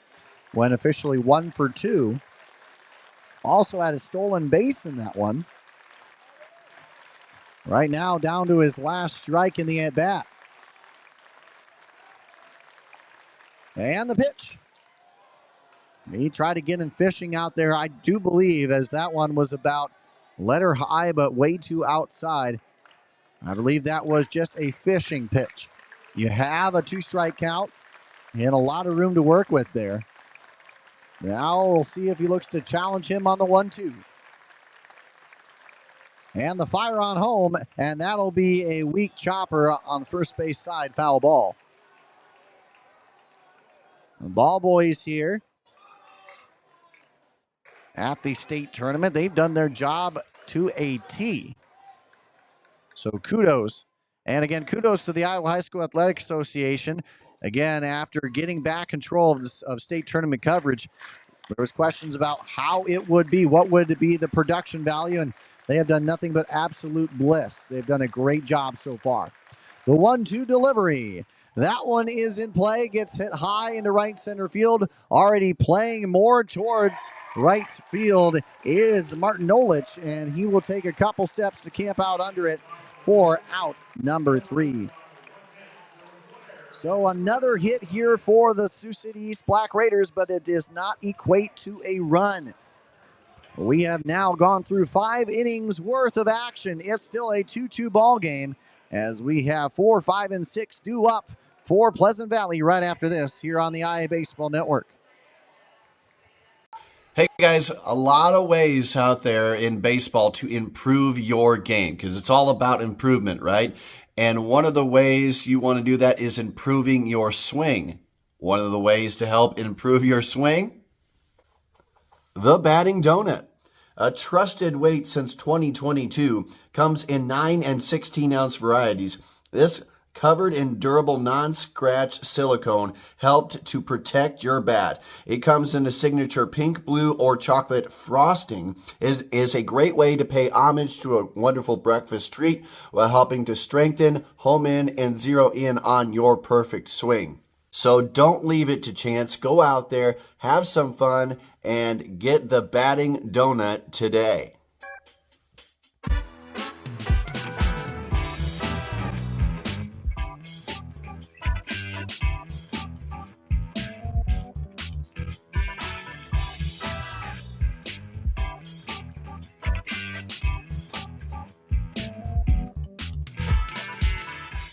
All right, ladies and gentlemen, welcome on back. We are into the later stages of this game that started on out with a Sioux City 2-run first, answered with a 2-run third from Pleasant Valley.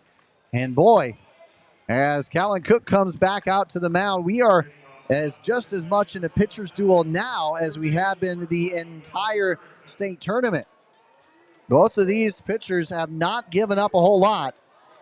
O'Brien has 7 strikeouts, 7 hits allowed, but 7 strikeouts.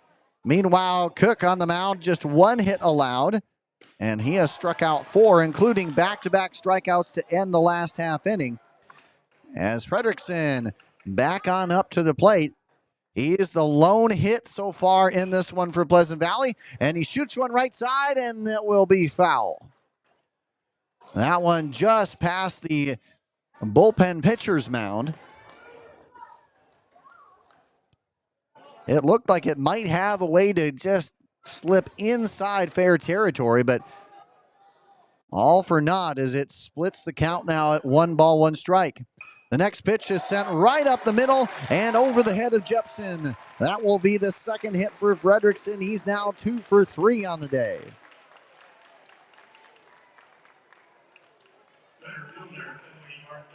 And now Finley Martinolich, who ended the last half inning, will step on up. He's 0 for 1 with a walk. And you got some speed over there on the base pass. Got to worry about it as we get a bunt attempt squared around, pulled back, but called strike 1 here for Martinolich. The senior batting 235, on the year, 19 runs driven in.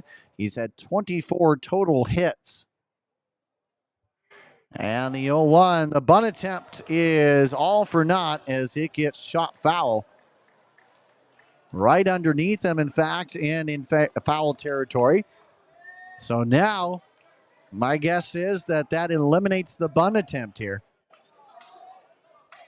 Cook looking for punch out number 5 on the day, and it would be a big one. Here's the pitch. Tried to go low and inside to capture it, but it's deemed ball 1.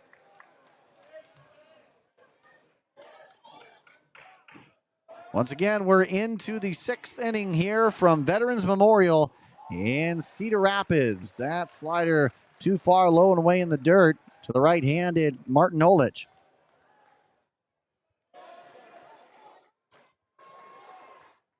Both outfields giving a lot of leeway here to the left center field gap as that one is swung through, and back-to-back strikeouts have led way to a hit, and now strikeout number 5 on the day here for the sophomore hurler.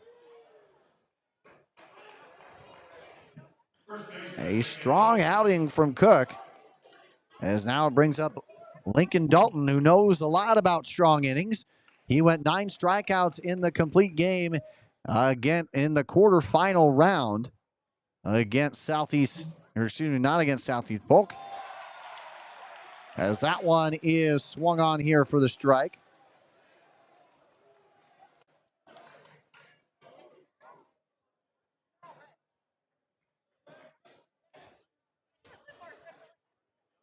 The 0-1 delivery here from Cook and the fire home. That one a chopper, a 2-chopper out there to Calling. He'll backhand it on over to second to get the lead runner. But Lincoln Dalton too speedy to even think about a throw here from Jepson. As they get the lead runner and get out number 2, but the inning continues on. So now Gavin Barber will step on up. He's been 0 for 2 so far. This is a Pleasant Valley squad that had a couple hits back in inning number 3, but since then has not really had anything.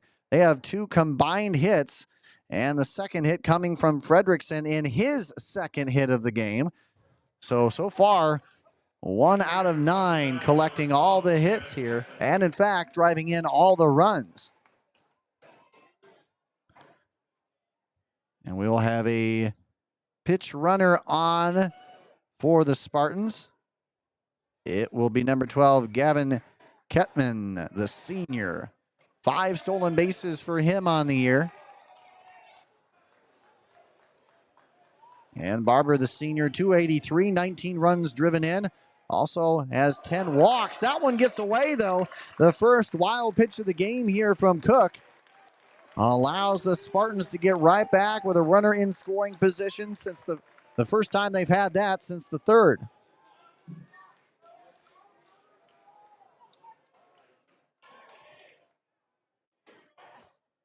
So that might prove costly here. We'll end up seeing it's 2 down here in the top half of the 6th. And now the look, the fire on home, and that's the get me over strike, about hand high for a 1-1 count. Again, it's Valley up against Indianola in the next game. Indianola has been us on a tear. They've been a fun team to watch, and of course, they sported one of 2 no-hitters yesterday in the state tournament. George Blake doing a huge job at that. Of course, we know about the Blake lineage. And of course, that whole team just has been on a meteoric rise here in 2026. Of course, they're going up against a very storied program here in West Des Moines Valley. One of just 4 teams to have 4 consecutive state titles under their belt. Of course, that was back in the early 2000s, as that one is slapped right up the middle from whence it came into the outfield grass, and the throw home not going to be in time, as that will be a lead here for Pleasant Valley, their first of the game. It's 3-2 Spartans. With 2 down, it was a big-time hit from the 7-hole man in Gavin Barber. He collects his first hit of the game, and it's a big one as it gives them their first lead of the contest.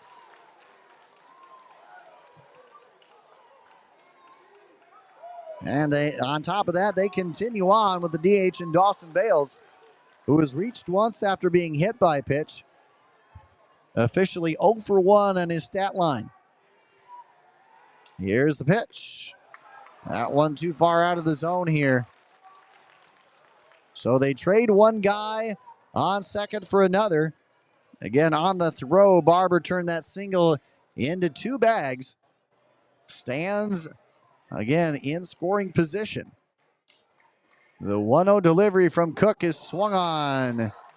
Dropped to his knees with that one.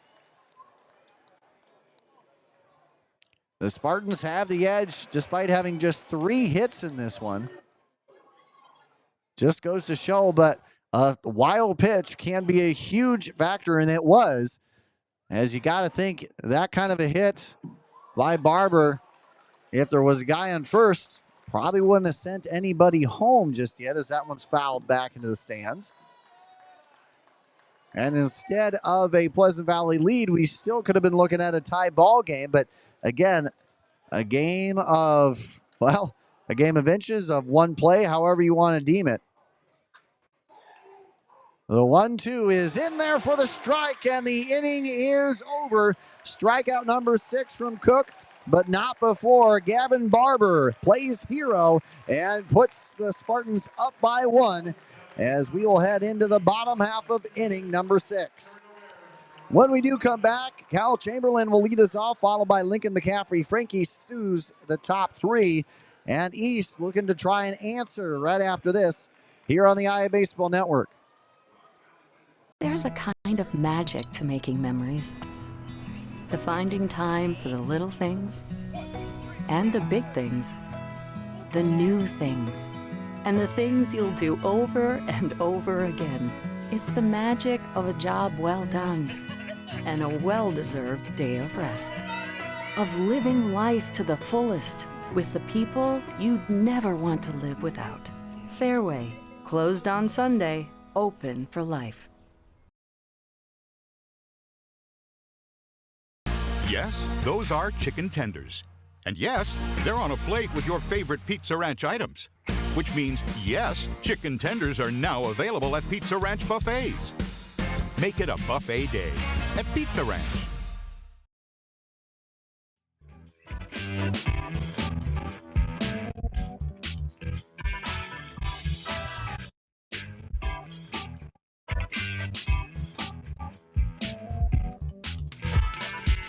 Welcome back, ladies and gentlemen. The bottom of the 6. It's time for Sioux City to try and answer after Pleasant Valley off the bat of Gavin Barber officially picked up their first lead of the contest.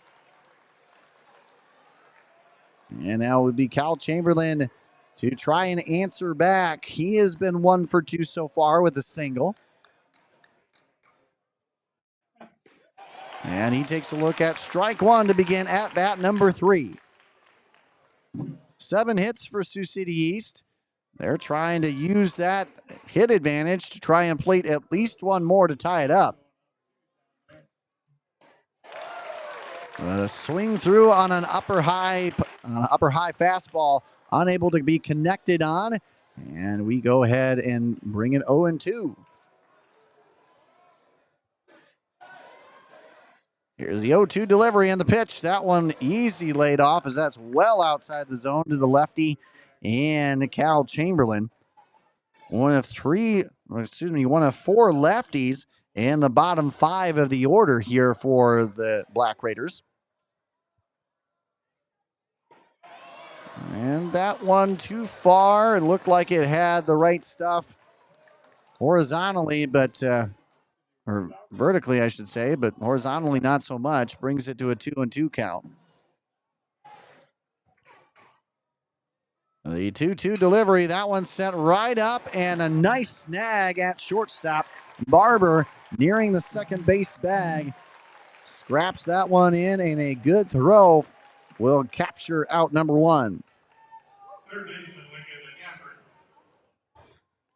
And now we have Lincoln McCaffrey, who struck out and had a sacrifice bunt in 2 trips. Certainly what they would love to do is try and connect on, get something happen here. I mean, get a hit. It's not like Sioux City East has been without one, as that dialed in for strike 1. They've had at least 1 hit in every inning so far, but they haven't been able to capitalize beyond that. The 0-1 pitch, and easily laid off in the dirt, but they will appeal down to the first base umpire, who says no swing. And again, the right-handed hitting McCaffrey steps right back up now with a 1-1 count.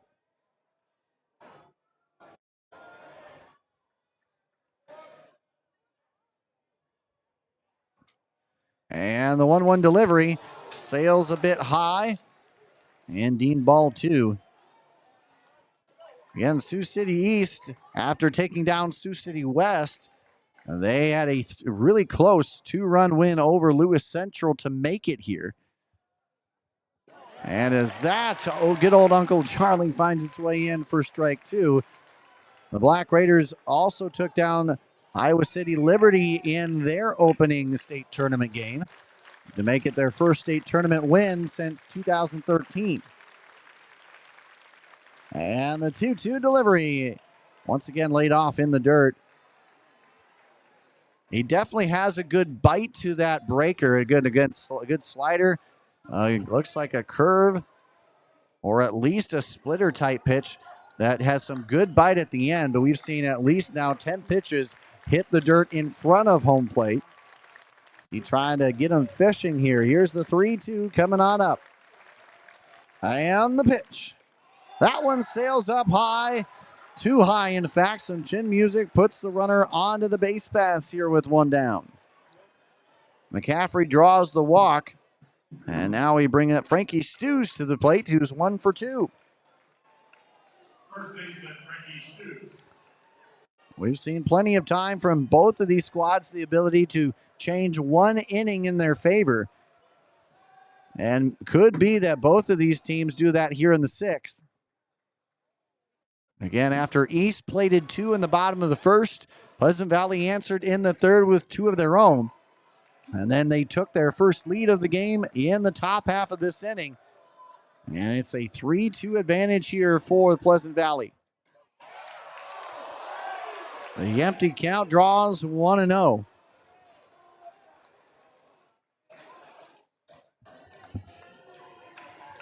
Semifinal action here in 4A after the 3A title game is set between Wahlert and Davenport Assumption. Right now, the 1-0 count in off the knees inside for strike 1. Pleasant Valley looking to become one of 2 Mississippi Athletic Conference members in a state title game. Davenport Assumption also from the Mississippi Athletic. That play and throw over to first almost got him, but it does look that it may have hit McCaffrey in some way, as McCaffrey's slow to get up. Does look like he's fine as he gets back up, but you got to worry as he once again hunches over. How effective is he going to be on the base pass here? All right, now we have a 1-1 count. Frankie Stu's up at the plate.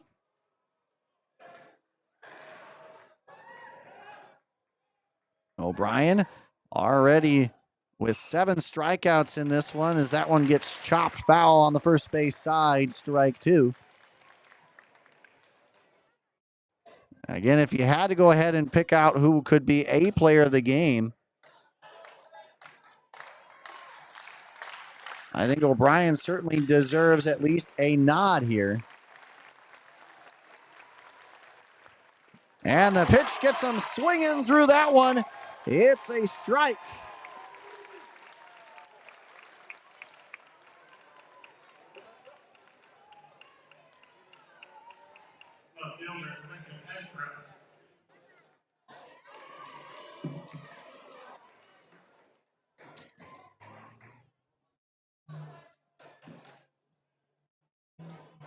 So the strikeout here marks number 8 of the game here for O'Brien. And 2 down with a runner on first, bringing up Quentin Ashcraft to the plate.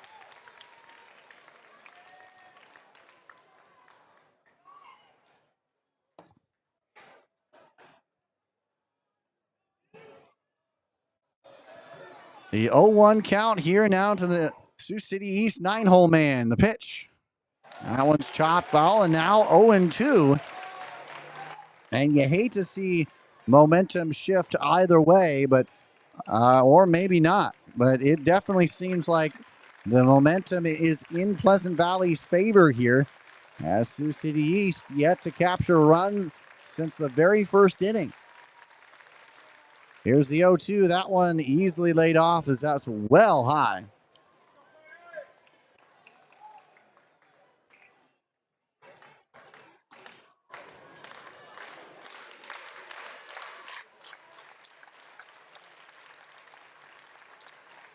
And now the 1-2 pitch coming up for O'Brien. And that one shot a diving attempt on the knee here at second base, and a good play by McFate as he corrals that one, keeps his composure, and ends the threat here in the bottom of the 6th inning. Ashcraft is set down on the 4-3 putout, and we are now into the final inning of action. Or could it be Pleasant Valley trying to make it so, as we get 9-1 and 2 due up next when we come back with Pleasant Valley's top half of the 7th right after this. Welcome! We are the Iowa High School Athletic Association, We're proud to bring you this broadcast of Iowa High School Sports Championships, featuring Iowa's student athletes, schools, and communities. We support teamwork, sportsmanship, and education-based activities. Good luck, and thanks for watching. Hey guys, a lot of ways out there in baseball to improve your game, because it's all about improvement, right? And one of the ways you want to do that is improving your swing. One of the ways to help improve your swing? The Batting Donut. A trusted weight since 2022, comes in 9 and 16 ounce varieties. This covered in durable non-scratch silicone helped to protect your bat. It comes in a signature pink, blue, or chocolate frosting. Is a great way to pay homage to a wonderful breakfast treat while helping to strengthen, home in, and zero in on your perfect swing. So don't leave it to chance. Go out there, have some fun, and get the Batting Donut today. Welcome back, ladies and gentlemen. Pleasant Valley getting started here as we roll with the 9-hole man in McFate, who had a heck of a play at second in the last half inning to end the Sioux City threat. He goes ahead and collects a 1-1 count to begin his third at-bat of the night. He fouls that one back almost to the first base dugout here.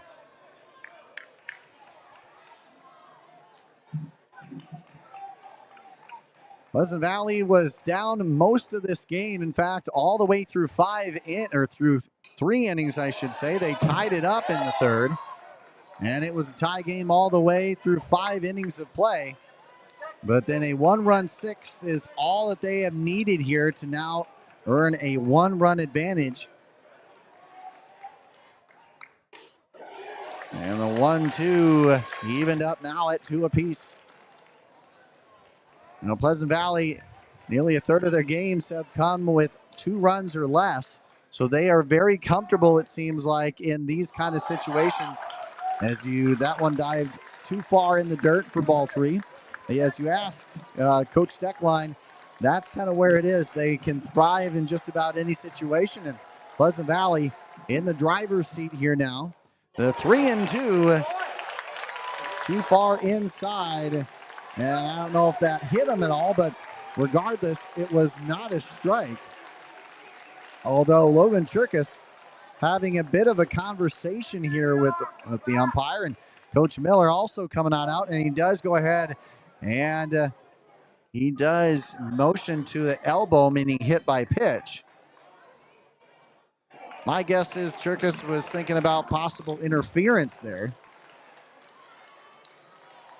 But there is no such luck on the attempt there. Instead, it puts a runner back onto first base here. That marks the second time in the last 4 innings here for the Spartans that they have put the lead runner on base. Once again out there on the mound, here is Cook, who has been dealing. He's had 6 strikeouts as the bunt attempt down there laid perfectly. And there will be 1 throw as it hugs the first base line. The throw to second almost. Stoos, after he got the ball, quickly relayed it to second. And you had the runner in McFate go the bag there. And boy, we have a couple of words exchanged as the entire Sioux City East infield converges on second base. We have a conversation now in the midst. Third base umpire coming on in to join up, but the middle field umpire is waving him off. And there are some words now as McFate goes and puts on that shoe motion over there to Claiborne, who heads up back into right field. There is a lot of animosity right now on the field between these 2 teams. Something was said, and now you get both coaches heading on back into the dugout here. And yet we have more conversation. Coach Steckline looking to have a little bit of clarification as to what happened and what went on. My guess it's just recounting what happened there because they break the huddle really quickly. Something was said, I don't know, either by McFate, by Jepson, by Calling, somebody, but the entire infield and Claiborne from right came crashing on in, and now we have Claiborne pointing to the stands, and he's saying that somebody is yelling something at him. Wow, this game continues to get even more heated. And now the home plate umpire is walking on over. Oh, it looks like it's just to tell Fredrickson to get back into the dugout. But now we have Coach Miller back on out here. And he's doing that because he's going to walk him.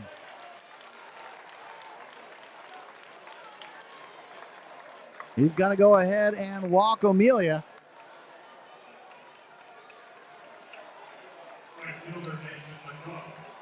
As again, we have one down here. With one runner, now two runners on, I should say.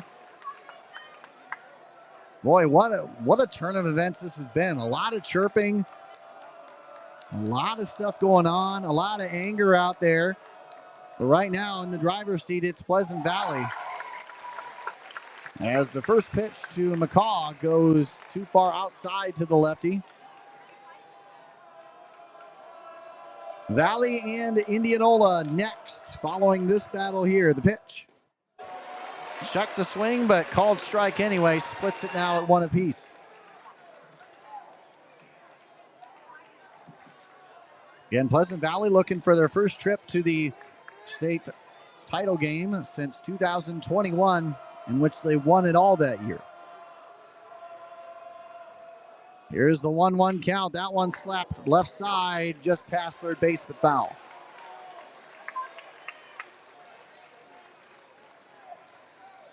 Interesting thought there. I guess the double play being in effect, you put the double play in effect when you intentionally walk O'Melia. And potentially the thought is you get to Frederickson with 2 out instead of 1. As they're really going to try and get McCaw out here, the 1-2. Nice job by Trickus behind the plate. That one gets away but keeps it in front of him. Ball 2.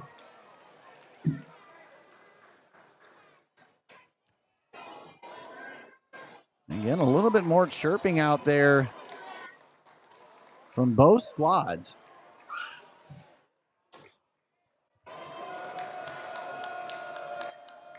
And we get back set. Here's the 2-2 delivery. That's chopped to Stus at first on a one-hopper. He'll step on first quickly, but there's nothing else. No other play to be had as both runners advance into scoring position now. So they did get the out that they wanted. Certainly, it's a little bit tougher now with arguably the best bat in the lineup stepping on up with 2 down.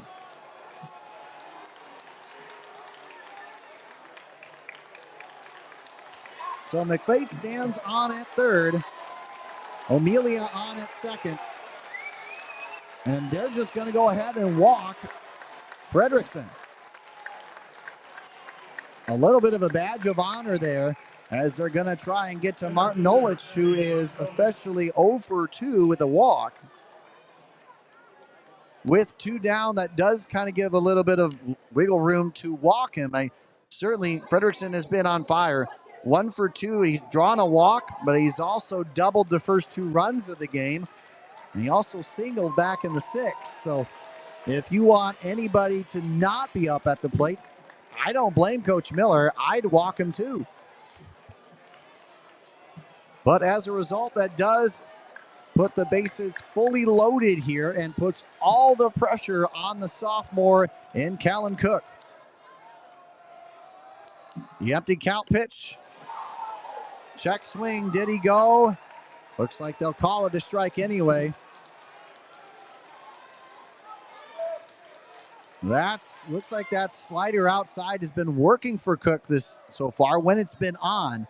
There's been some pitches that have really not been competitive, so he's been wildly effective, I'd say. He's going to go ahead and step off. Bases are juiced here with 2 down, I will mind you. Infield normal depth everywhere. It's normal depth here for the Sioux City defense. The pitch. That one shot left side. McCaffrey on a bounce. He'll pick it up on the grass and connects on the throw to first. And he'll thwart any more runs from crossing. And it'll be the chance here for Sioux City East. They need 1 to tie it, 2 to win it when we come back here on the Iowa Baseball Network. Something exciting is growing on Iowa farms these days. Innovation. From tractors that seed, weed, and harvest with data-driven precision to drones that scout or plant cover crops to protect soil and water.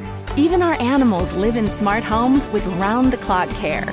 Technology keeps your food safer, water cleaner, and makes us more sustainable. Because what we do here benefits everyone here. Life on the farm makes everyone's life better.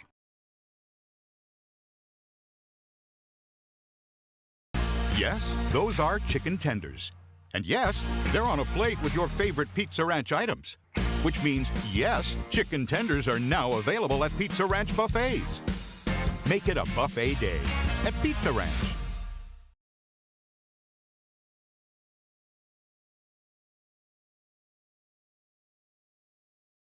Oftentimes when you have an injury or fall and you're concerned, your first thought is to go to the emergency room. But with VMOS Urgent Injury Clinic, wait times are often a lot less and you can be seen at a lower cost. If you know that your injury is related to bones, joints, muscles, ligaments, it's a great place to start. From sprains and strains to fractures and even lacerations, we have 3 clinics for urgent injury that you can be seen at, and we have fantastic surgeons that we can consult and refer to when necessary.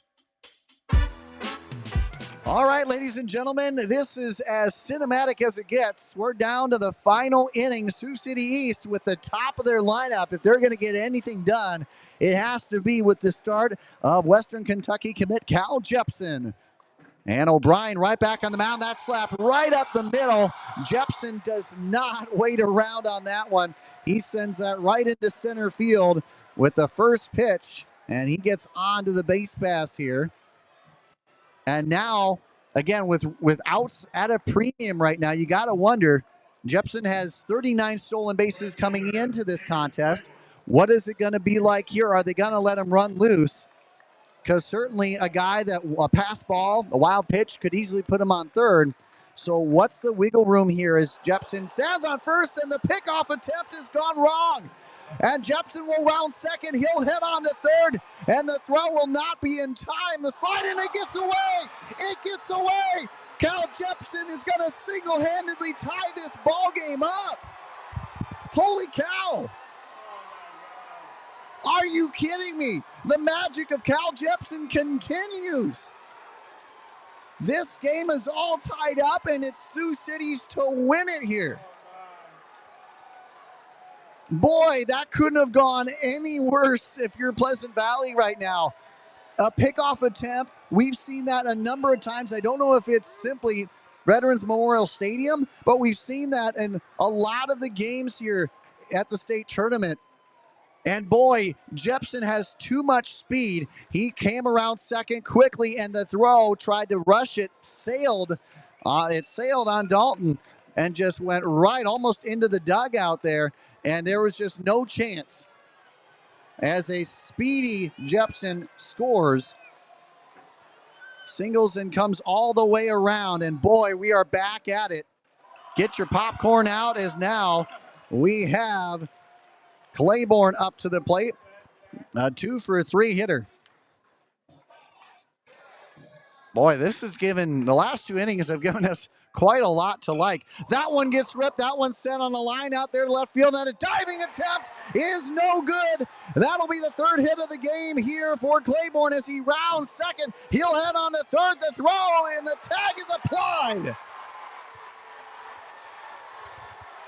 The throw took Fredrickson off of third base, but he reached back behind his body and got enough of Claiborne, who got greedy there and it tried to extend it into a triple. Wow. 1 out, and there's already been so much fireworks you can fill an entire stadium. An easy double for Claiborne, but he gets thrown out heading to third. And now Coach Steckline comes on out to have a conversation here.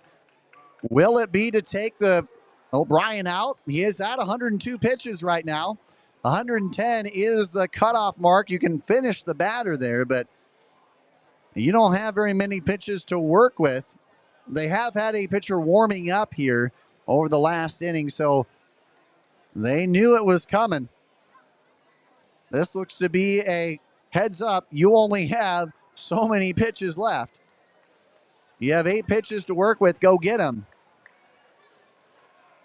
Callan Cook stands on up now. He's been a hot hitter, 1 for 3. He drove in a run back in the first. And boy, what an extreme it has been for the Black Raiders. They scored 2 in the bottom of the first. Hadn't scored all the way up until this inning in the bottom of the 7th. Here's the empty count to Cook. He'll fire that one foul for strike one. And you got to think, how big is that going to loom now? How big is Claiborne trying to leg it into a triple is gonna harm them? Is it not? That one gets laced out there right side, and that will not fall down. Near the line goes McCaw. And a heck of a play, as that was about 3 steps away from foul territory. Nice job on the run. And now we have 2 quick down.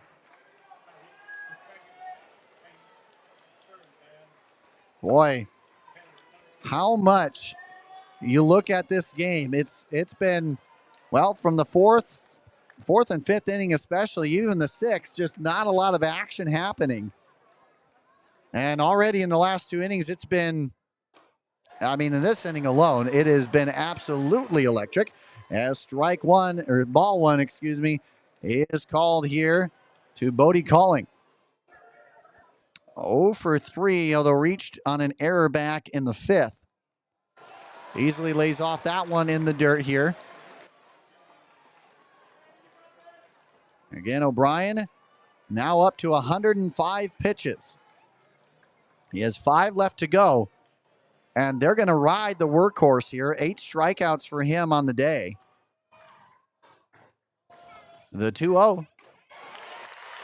Gets a letter high strike as the slider backdoored its way in for 2-1 count.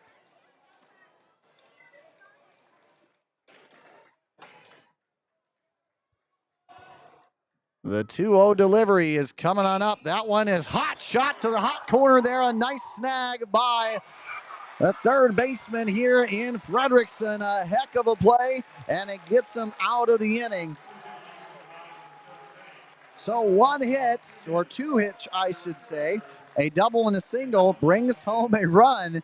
It's all tied up, and we have some bonus baseball on tap for you today as we go ahead and bring you to 4, 5, and 6 in the lineup due up when we return here on the Iowa Baseball Network.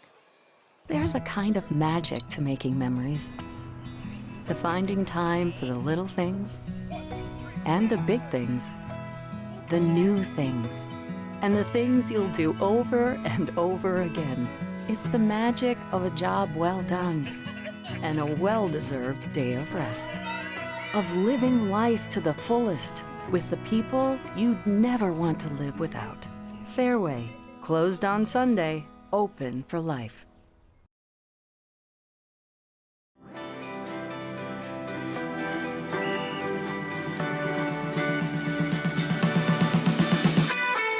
Sportsmanship means doing what's right, treating your opponent with respect, no matter the score. The guy across from you works really hard to get to where he's at, so you should respect him, respect all the work he's put in. It always goes back to the golden rule, treat people how you would like to be treated.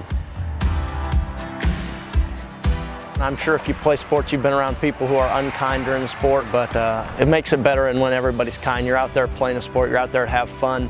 You can still want to win, but always be kind. Remember, that's a human. Nothing you can say from the stands is going to change the call that they make on the field. No matter how hard you yell at them, they're going to stick with the call on the field.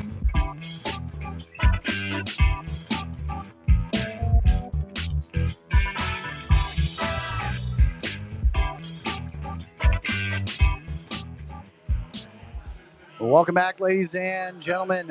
We will be having a new pitcher in Quentin Ashcraft, as the lefty will get onto the mound, as he will replace the likes of Kellen Cook, who went the distance and had a heck of an outing in his own right.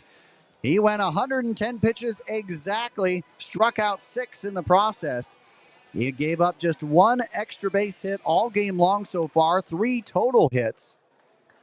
It has been an absolute stellar outing, and he'll be replaced by Ashcraft as we go ahead and bring you what the inning-by-inning look like has been across this game. Again, it was Sioux City East to strike first with 2 runs in the bottom of the first, answered by 2 in the top of the third by Pleasant Valley. But then 1 more run here by Pleasant Valley. They got the lead, and then it was all the way up to Sioux City East on a Cal Jepson absolute thriller. As a pickoff attempt gone wrong, makes his way to third, and then the throw to try and catch him at third goes awry. And then that's how we end up where we're at. Again, a 3-all ball game, 9 hits for Sioux City East. And 3 hits here for Pleasant Valley as they're going to start off here with Lincoln Dalton. And they're going to try and get something going on their end. 2 runs in the last 2 innings combined. I mean, this one has been back and forth, ebb and flow. Ball 1, Dalton's second or third at bat of the game. The next pitch is inside off the hands here for ball 2. Dalton headed to New Mexico State following his time as a Spartan. Ashcraft on the mound. The 2-0 is too high. And you got to think that it does seem like Chamberlain, if he would be available for the title game, but not available here for tonight's matchup. The 3-0, and Dalton just doesn't even get the bat off his shoulder with that. Boy, you got to give it here to Callan Cook. He went the distance, as many pitches as he could have possibly thrown. 6 strikeouts.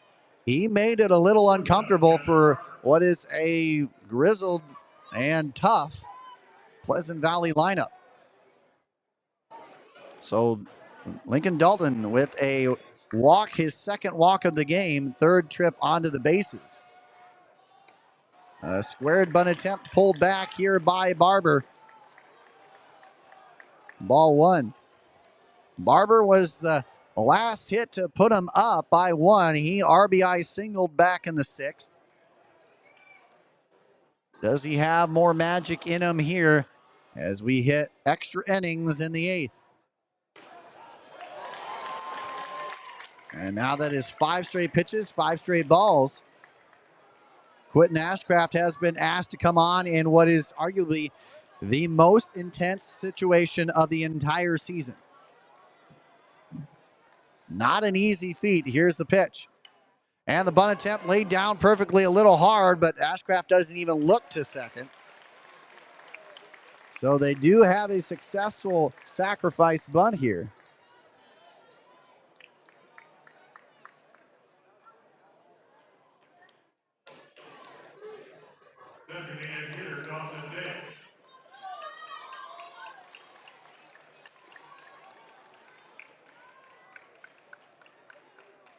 And so now, as the sack bunt is successful, Dawson Bales steps on up.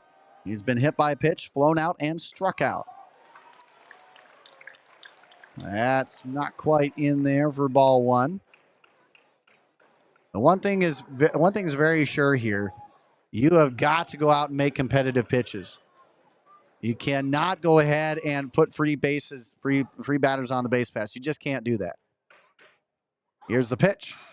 This one gets lifted high and may be playable. It's tailing into foul territory, going.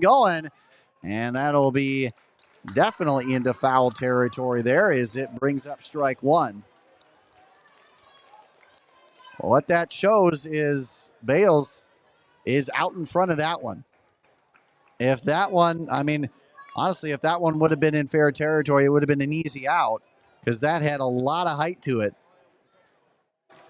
And maybe the change of pace is exactly what's needed here, but you still got to go out and get those strikes.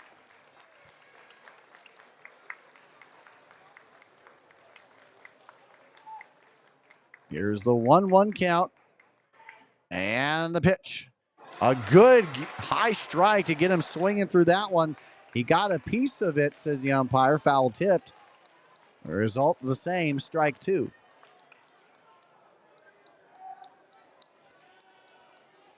So all tied up at 3 in the first semifinal game of the 4A scene. Here's the pitch. That one, a lot of the Sioux City East fans thought it was in. But it evens up the count now at 2 apiece. And boy, these two teams already have no love lost for each other. It is very clear for that. It's been that way for the last 2 innings especially. I mean, the season's on the line for both these squads. That one gets hit up high, and that will be playable by Jepson in the infield. The shortstop will capture it for out number 2.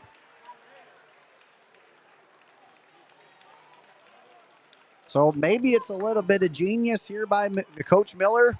Maybe it's just good pitching there. But Cook did bring a little bit more velocity to the table. Ashcraft, we haven't seen him personally, but he has held his own. Well, what has been a really deep pitching staff all season here for this squad. Again, Ashcraft, 30 strikeouts. He's gone 25 innings. Team's hitting 165 against him. And he is one of 8 pitchers with an unblemished record on the year. So there is validity in what he brings to the table. There's 2 down. And now it's McFate stepping on up to the plate. He was hit by a pitch last time up. Swings through a pitch on the outer edge for strike 1. And boy, every pitch now, you have people on the edge of their seats. One hit could be a huge outcome changer in this one. The 0-1 delivery here from Ashcraft. Looks off a second. He'll fire on home. This one gets lifted out into right field. Claiborne will come on strong, and he'll catch it on the run for out number 3. So once again, Sioux City East with a chance to walk it off. We'll see what happens when they come up with 5, 6, and 7 due up in the lineup when we return right here on the iSports YouTube channel. There's a kind of magic to making memories, to finding time for the little things and the big things, the new things, and the things you'll do over and over again.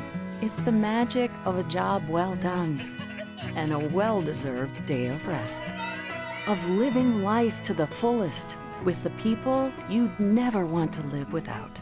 Fairway, closed on Sunday, open for life.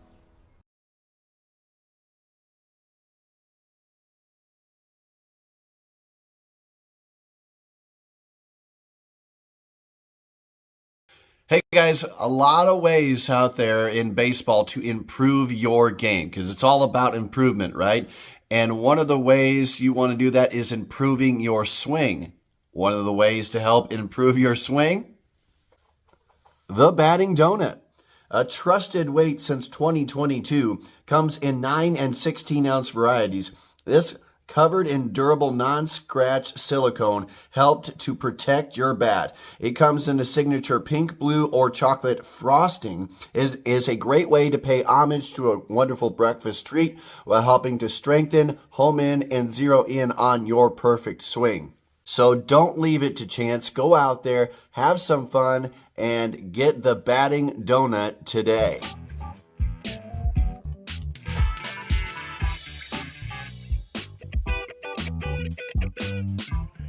Welcome back, ladies and gentlemen. It's Logan Cherkas here for Sioux City East getting started. And you know what? We haven't seen it yet, but the nation's hit-by-pitch leader could use that to his advantage right here. Get on base, get something working here. We'll have to see.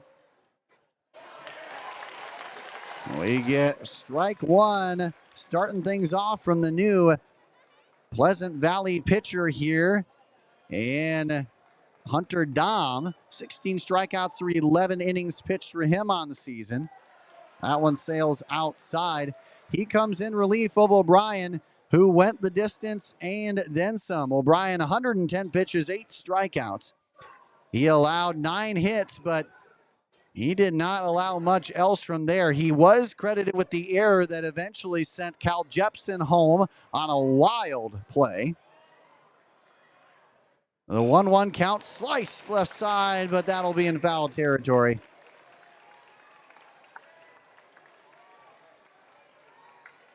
Boy, this has turned out to be a very thrilling game. If you thought anything under 7 runs wouldn't be thrilling, I mean, we're here to tell you it definitely has been. These two teams have been at each other all game. That one sails on them a bit, 2-2. It's just the third time these teams have ever faced in the Bound era. And they continue to go at it. Again, it's been a while since the last time they have faced. Here's the 2-1 or 2-2. That one swung on. Chirkus went up the ladder and obliged on the high heat and could not connect. We're down to 2 outs here left in the inning.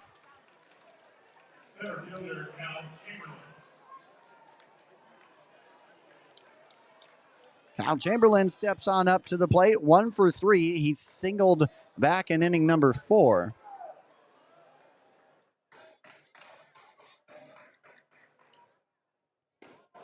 That one too low and inside to the lefty. And Kyle Chamberlain, one of 5 left-handers on this Sioux City East lineup. The bunt attempt left down, and that's to the third base side. The throw is off the glove of Dalton, and now Chamberlain will head on over to second, and he'll stand there in scoring position here with 1 down. Boy, that bunt attempt wasn't the closest to the line, but it still was pretty good down that third base line, still in the grass. But of course, that meant Dom had to go across his body to get that throw off. In the end, he sailed it out of the outstretched glove of Dalton. That allowed Chamberlain to move on over into scoring position. So we have now 4 errors, it shows now, for Pleasant Valley. I don't know exactly where I have 4 errors here in that one, but at least an error here.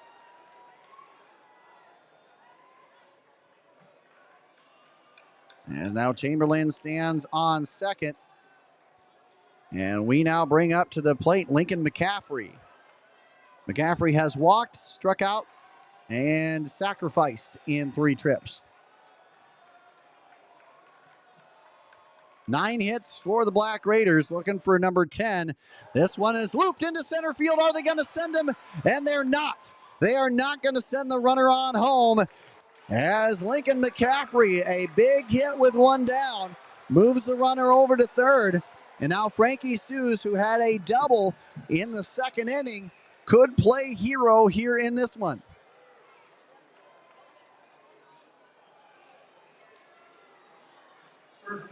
Runners now on the corners with 1 down and outs at a premium here. Will they end up sending the runner? I mean, they could. Coach Steckline coming on out to have a conversation here. And boy, Cal Jepson getting everybody excited there for the Sioux City East squad. And I gotta say, I don't think Pleasant Valley's in too much of a bind right now. They still got a double play situation intact. They still could get that.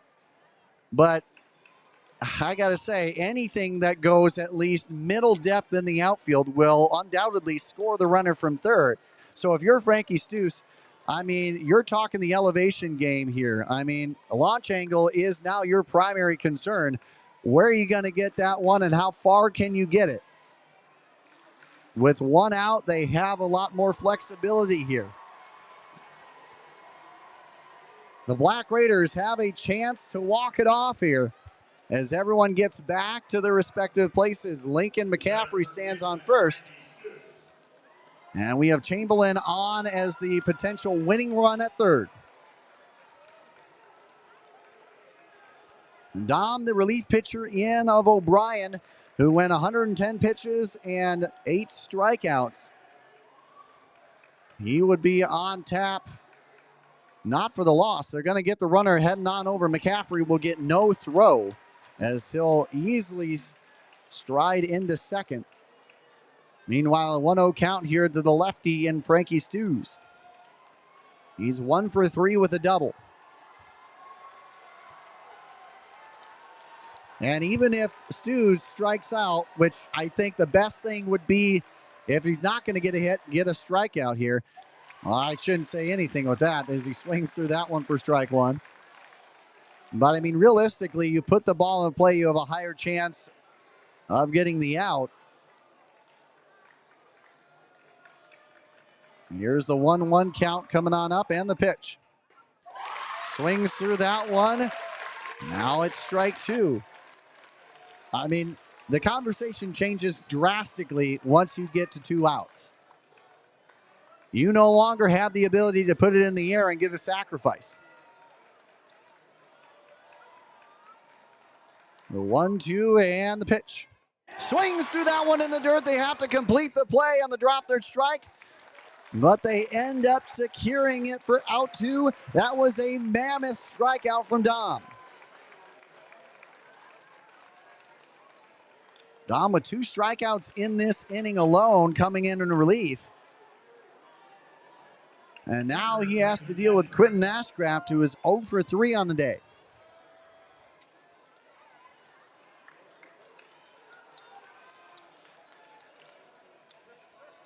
Now, kind of a double-edged sword. You want to get out of the inning, but then you certainly do not want to get Cal Jepson up to the plate. That one fouled back here. Gives it strike one. They're going to lean on their number 9 hole man now more than ever, as this could put them into the title game for the first time since 2013. Here's the pitch. That one also sent out of play, and Dom just 1 strike away from getting out of this big jam. Sioux City East with 10 hits in the ball game. 11 would secure the win.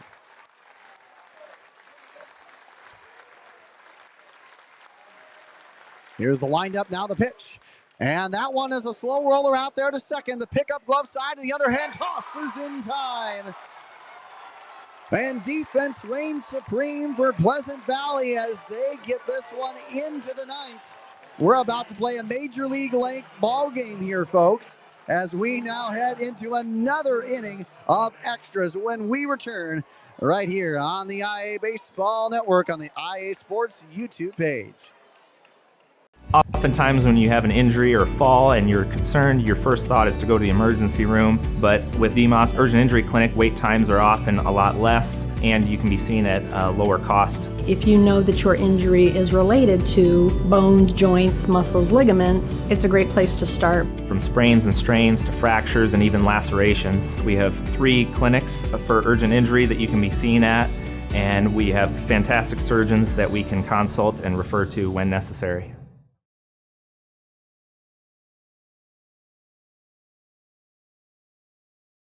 Yes, those are chicken tenders. And yes, they're on a plate with your favorite Pizza Ranch items.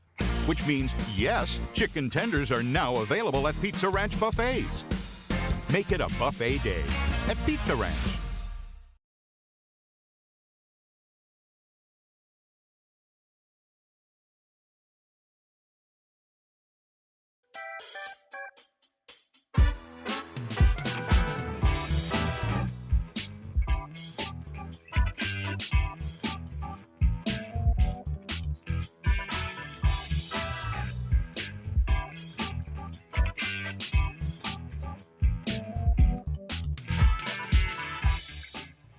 All right, ladies and gentlemen, if you were thinking this game was over in 7, we have a trick to play on you. We're in the 9th, and it is still a tie ball game, all knotted up at 3 as we get things rolling here now at the top of the Pleasant Valley lineup.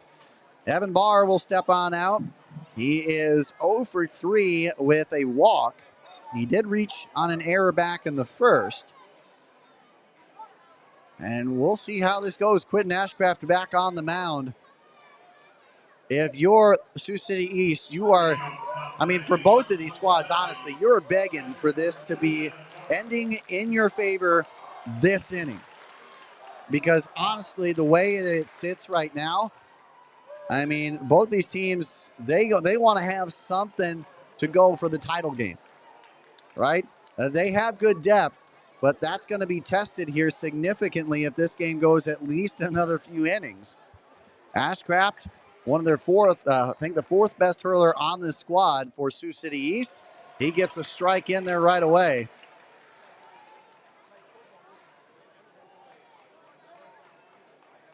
Again, the Pleasant Valley Spartans are looking for their first trip to the state title game since 21. That one on a sure grounder out there to short. A quick fire from Jepson, and he got to a knee on that one, but popped on up and got the throw out in half a second. And that sets down Evan Barr. And Jepson, aside from the first inning, first batter error, has had a pretty solid defensive night.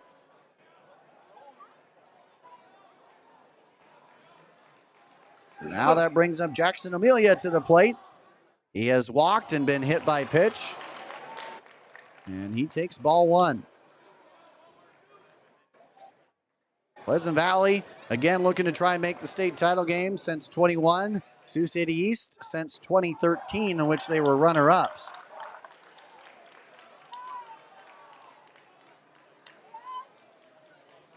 Sioux City East out of the Missouri River Conference.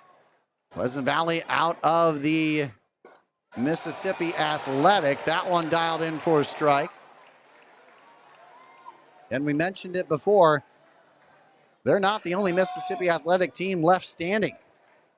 Davenport Assumption has found its way into the title game. That one's lifted. That one's going. That one has some wings on it. And that is out of here. Ladies and gentlemen, Jackson Amelia leaves the ballpark and puts the Spartans up by one.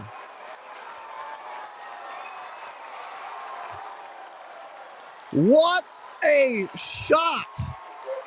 Now, if you're not familiar, as they get the celebration in there, out to left field is kind of like a green monster situation. It is definitely at least double the length of anywhere else in the outfield wall, and that one cleared it by at least 10 feet. That is clutch hitting at its finest, a 2-1 count, and that was sent over the left field fence. So Amelia picks up the home run and plates one. Pleasant Valley now in the lead here late.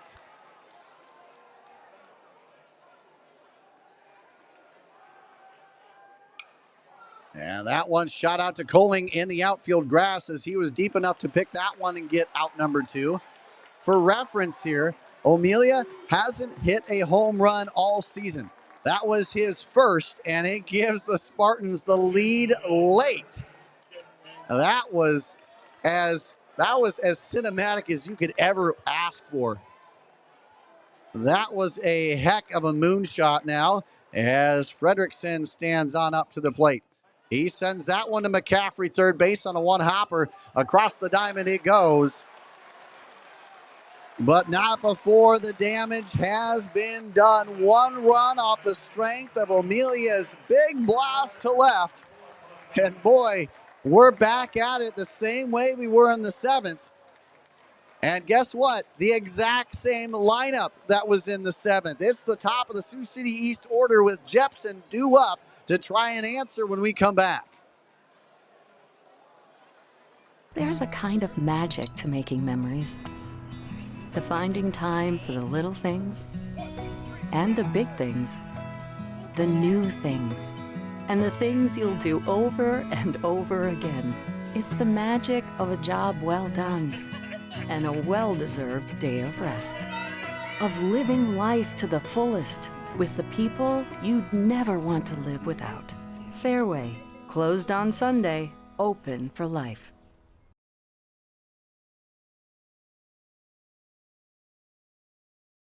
Yes, those are chicken tenders. And yes, they're on a plate with your favorite Pizza Ranch items. Which means, yes, chicken tenders are now available at Pizza Ranch buffets. Make it a buffet day at Pizza Ranch.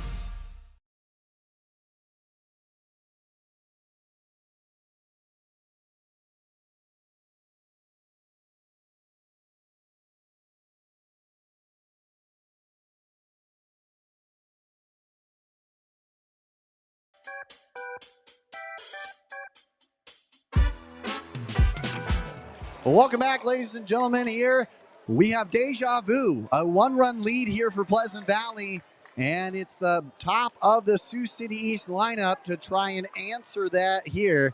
Although the difference is O'Brien not on the mound for Pleasant Valley.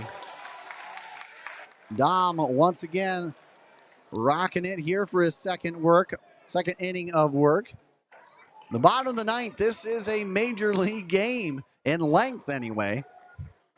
Here's the next pitch. That one well inside, and Jepson dances out of danger here for ball two. And one more thing, I go back to when Kason Claiborne's legged out a double in to try to get a triple. You wonder if they were able to connect there. Obviously, does that loom as large now? Well, I mean, obviously, if they would have scored, they would have won it. But boy, now it's a 3-0 count here to Jepson. You got to wonder. So much pressure. But both of these teams have been handling it all game long. That one in there for a strike. Both starters, 110 pitches. They went the distance here. There's not more you could ask out of both of the starters for the Spartans and the Black Raiders. Here's the 3-1. He was looking to send that one to the moon and beyond on that one, I can tell you. But it ends up getting fouled back. And you know what? Sioux City East needs this guy on the base pass. We saw what happened. We saw how it tied the game up last time. They need him on the bases. The pitch. And that one's sent back foul.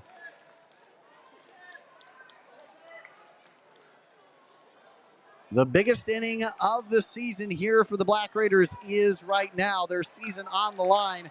Down one here in this 4A semifinal action.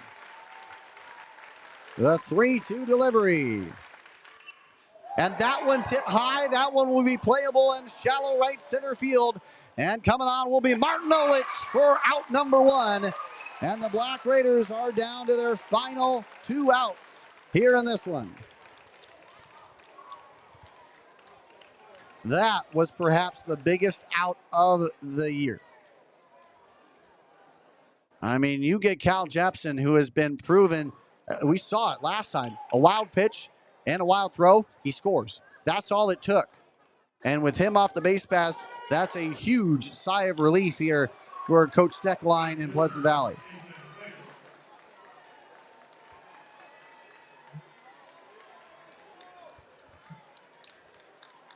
So now with one down, we bring up Kason Claiborne. He's left the ballpark 4 times in 2026.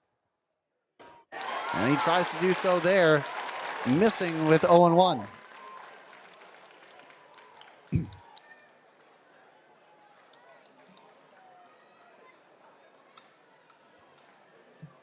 Last 4 teams in 4A standing. This is the game 1 of the Twin Bill semifinal action here, as we have Indianola up against West Des Moines Valley in the next game.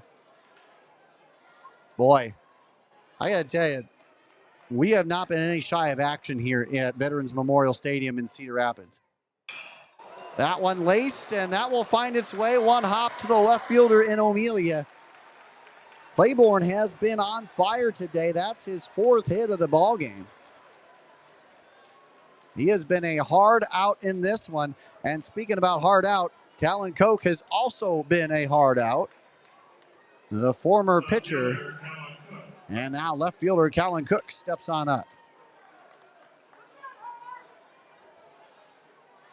With one down, trying to keep the game rolling here. They need 1 to tie it, 2 to win it. At this stage, I do love how the fans think every pitch is a strike. You know, it adds so much to the atmosphere, but that was well off and high. But it always, again, you love the energy that the fan bases bring. That one sliced back foul into the stands. Boy, I don't know if you could have gotten a better ending to the game here. 3 runs over the course of the last 4 innings. It's been fun. This one hit high. It's playable. It's playable for Barr coming in, and he ends up falling into the dugout of Sioux City East. But boy, was he a matter of inches away from securing out number 2.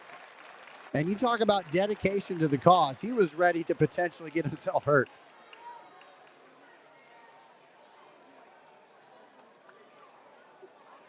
And I got to give credit to Dom. He's come in and been a true change of pace hitter, or pitcher, I should say. That is, I mean, both of these teams have had a little bit of off balance hits. I mean, certainly not Amelia's. That one is struck right side into the outfield, and Kason Claiborne heads on over to third. And deja vu, tell me if you've heard this before. The Black Raiders have a runner on third with 1 down. Oh, boy. This has gotten a little bit more interesting now. Again, heck of a hit by Koch to pick up his 3rd of the game.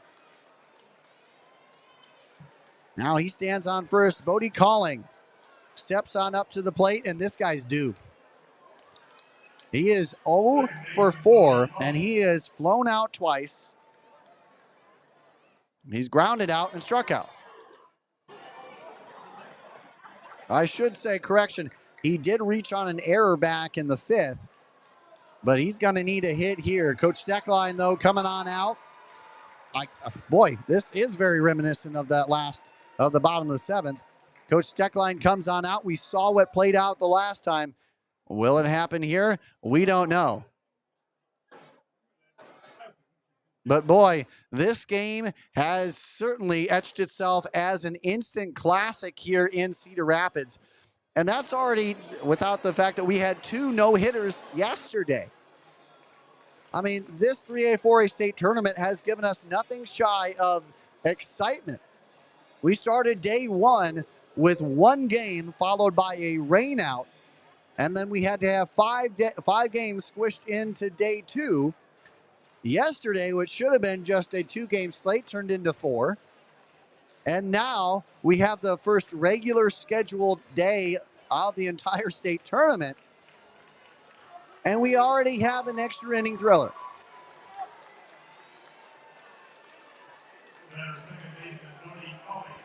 Calling looking to add on and make true of his .379 average on the season. His time is now. And his team needs him to step up in a big way. Runners on the corners, the pitch, and he lays down the bunt. The runner is coming home. The play at the plate. He's safe. He's safe. He's safe. Kason Claiborne comes in to tie the game yet again. What a suicide squeeze there. Heck of a bunt attempt laid down here by Calling. That was the only way it was going to work out. And I got to give a round of applause here to Coach Miller. You have 1 down, and you're going to make that play? Absolutely love it. And now we got runners on first and second here. Still with just 1 down, and Coach Steckline coming on out again.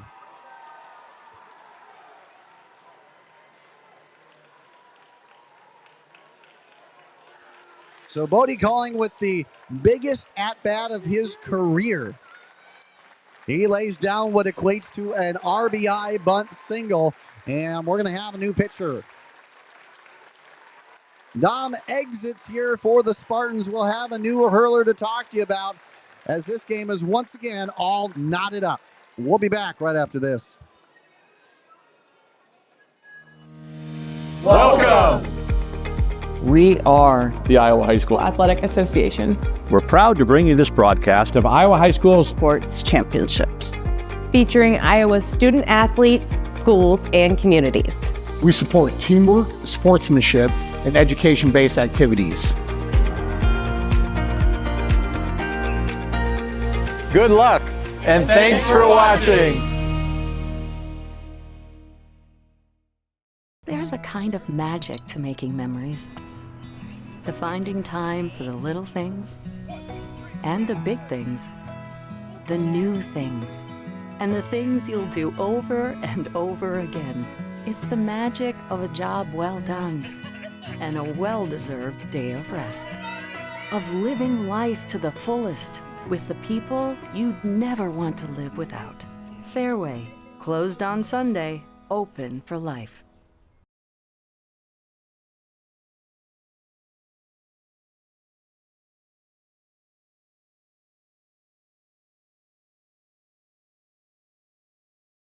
Something exciting is growing on Iowa farms these days. Innovation.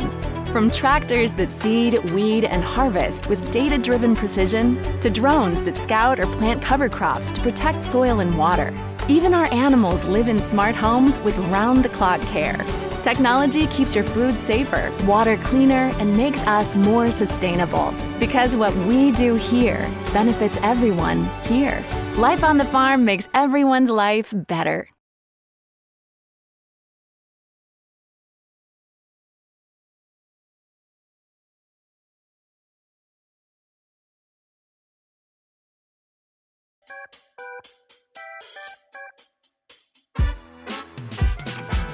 Welcome back, ladies and gentlemen. The game that never ends continues on. Sioux City East at 13 hits, and that included a bunt RBI single from Colling, who stands off of first, looking like he's going to be in a race here. He, at one point, was not even facing the pitch, which is now 0-1, as Colin Townsend, the sophomore, 16 innings, 12 strikeouts comes into play. He's now on the mound here as the third pitcher for the Spartans. Next pitch to Logan Churkus at the plate. Too far inside, ball one. Wow, I got to say, Bodie Colling, Coach Miller, and Kason Claiborne, ice in their veins. I tell you what, that was a hard play to call, let alone succeed at. That one on a chopper right side to second, and that gets botched. And there's a play at first, and then it will be in time by a step. Churkus is absolutely floored. Boy, McFate had that one in his glove, dropped it, and then as he was trying to exchange it to first, Dalton was looking the other way. That had disaster all over it, but it ended up coming in their favor, and you can tell fans are not happy with that call. But it does put runners in scoring position as they move over, and now Cal Chamberlain could play hero here. He doesn't have a whole lot of wiggle room, but if he puts one into the outfield grass, you can bet that Sioux City is going to be rocking tonight. The 1-0 pitch. That's the dialed-in strike that evens it up now at 1 apiece. A 9-inning thriller here. There has only been 4 innings of the 9 that have been scoreless. And right now, Sioux City's trying to tack on a second run here in the bottom of the ninth. I gotta say, my scorebook only goes to 9 innings. So we're going to have to get a little bit fancy here as we move through if we get to another inning. The 2-1 delivery. Lays off that one in the dirt, ball 3. Townsend comes in, and the most pressure-packed situation. At this point, it's always the most intense, most pressure-packed situation until you reach the next game or your season's done. The 3-1 delivery. That one sails high, and the bases are loaded for the Black Raiders. So 2 down. I will say that it doesn't kill anybody at this point because they still just need 1 out. But Lincoln McCaffrey, who singled his last trip up, back up to the plate. Now it's Lincoln McCaffrey to play hero with 2 down. And now the pitch. That one an outside strike. McCaffrey not in love with that one, but it puts him in the hole here. 0-1.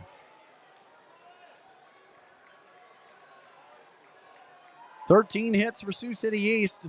Their 14th would secure the win. That slider on the outer edge, and at this point, you just got to get the bat swinging.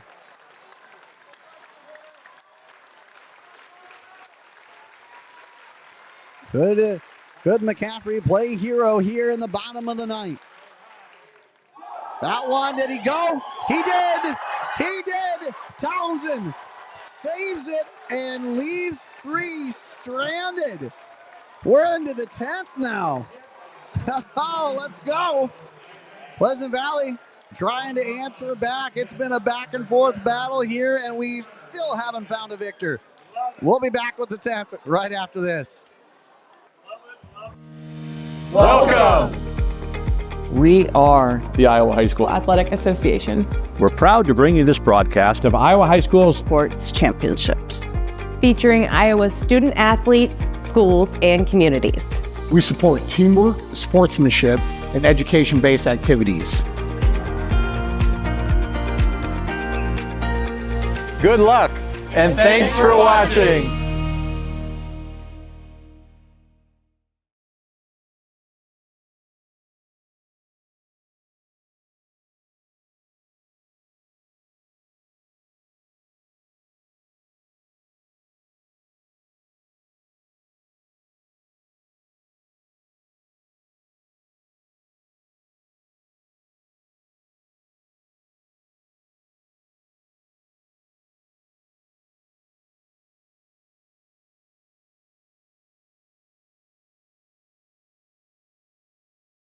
There's a kind of magic to making memories, to finding time for the little things and the big things, the new things, and the things you'll do over and over again.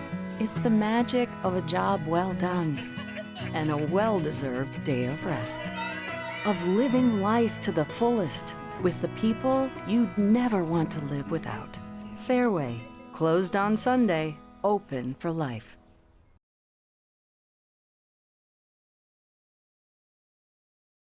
Yes, those are chicken tenders.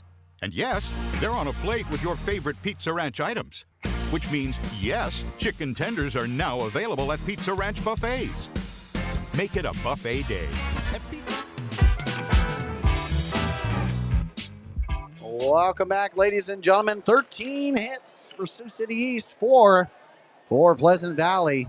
The last hit they have left the yard. As we get rolling here in the 10th inning. And it will be Martin Olich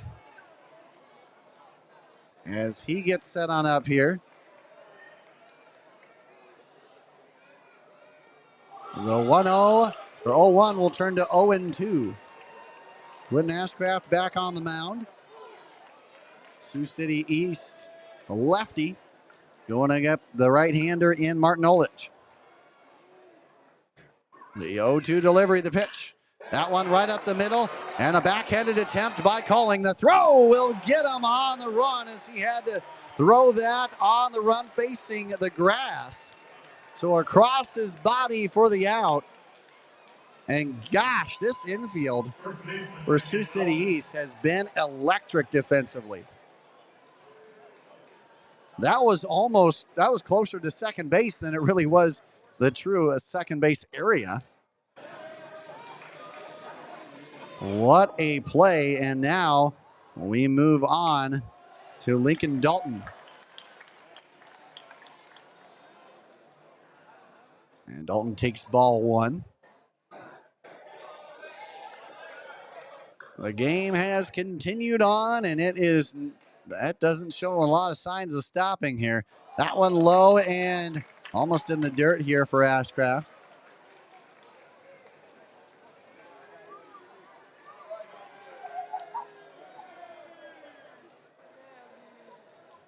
What a day it has been. That one gets it in there for the strike, 2-1. Dalton so far has walked twice, reached 3 times. He did so on a fielder's choice back in the 6th.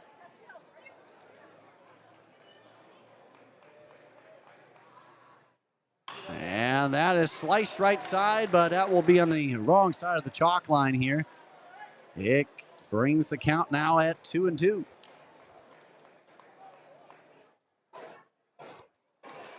And just when we thought things would be over in the 7th, Sioux City East storms back to tie it. Just when we think things might be done there in the top of the 9th, Pleasant Valley smokes a home run, and then a suicide squeeze brings home a run for the Black Raiders in the bottom half of the inning, and we're right back at where we started this game, all tied up. That one fouled out here by Dalton, headed to New Mexico State following his time as a Trojan. That one, little looper backed and foul. Following Dalton, it will be Barber and Bales, with McFate possibly a chance.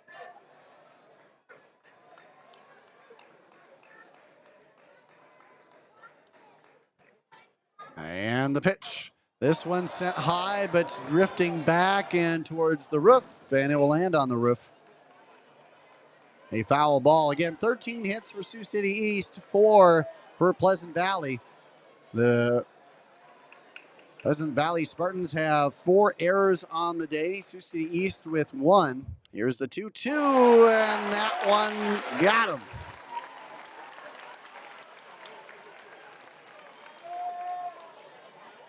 For the 4th time here in this one, Lincoln Dalton will grace the base paths.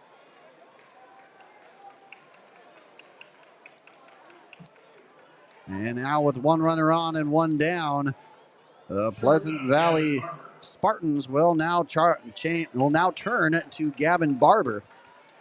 He struck what was the go-ahead RBI single back in the 6th. And now he's trying to look for some more magic here. First pitch he sees is up and out, ball 1.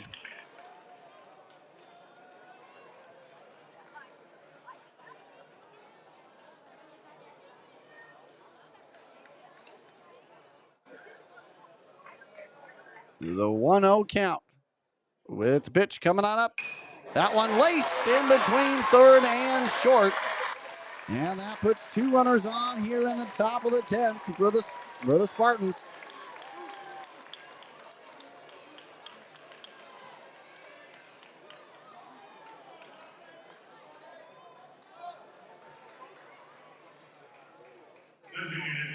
And now we bring up the DH here in Dawson Bales.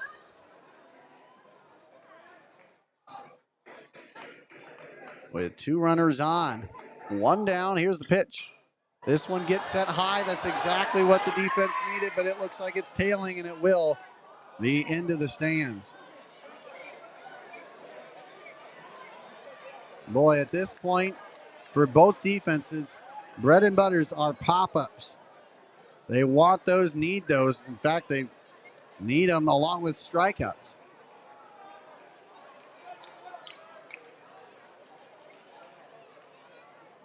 Fans have been on the edge of their seat for the last 4 innings. It has been truly the game that continues on. We have 2 runners on here for the Spartans, and now the pitch here from Ashcraft. That will somehow miss.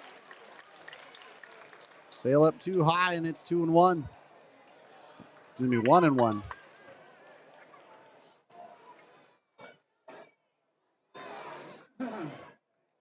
Runner on second, runner on first.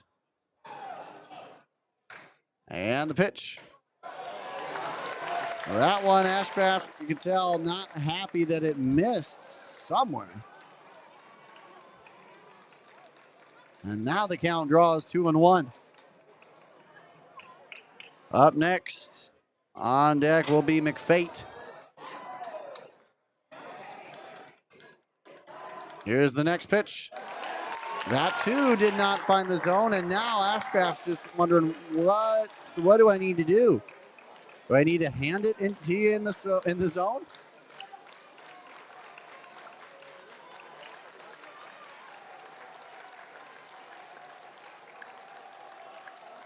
The 3-1 delivery. Heading out, and now that one gets lifted high. That has some depth to it. That brings Cook back into the warning track it goes. He'll get it in. And that was a needed out number 2, as that one had a little bit of scare to it. And now with that, the 9-hole hitter in Mason McFate, who has reached once in 4 trips, was hit by pitch back in the 7th.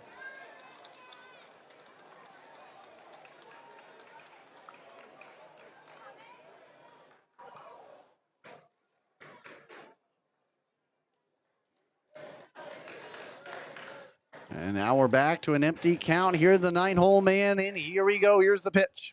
That one laced over there to third, and that one gets to the warning track, rolls all the way, and will score 1 for Pleasant Valley. As Dalton crosses for the go-ahead run in the top of the 10th.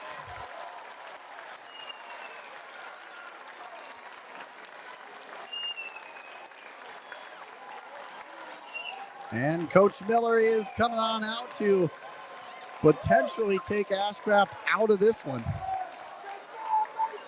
And he will indeed. We are going to have a new hurler to talk to you about here coming on up when we return. It's Pleasant Valley with the lead and 1 out left here in the top half of inning number 10. Welcome! We are the Iowa High School Athletic Association. We're proud to bring you this broadcast of Iowa High School Sports Championships, Featuring Iowa's student athletes, schools, and communities. We support teamwork, sportsmanship, and education-based activities.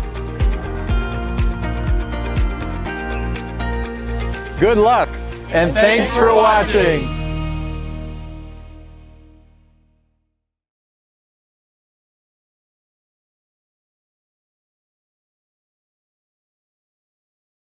When it comes to protecting your home, you need more than just a contractor, you need a team that you can trust. And at IA Sports, we trust Lion Exteriors. They deliver expert roofing, siding, and exterior solutions built to last, because your home deserves the best. With quality craftsmanship, honest service, and stress-free process from start to finish, they make upgrading your home simple and reliable. Whether it's storm damage, a full roof replacement, or a fresh new look, Lion Exteriors has you covered. Contact Noah today or visit lion-exteriors.com and tell them IA Sports sent you to schedule your free inspection. Lion Exteriors, protecting your kingdom.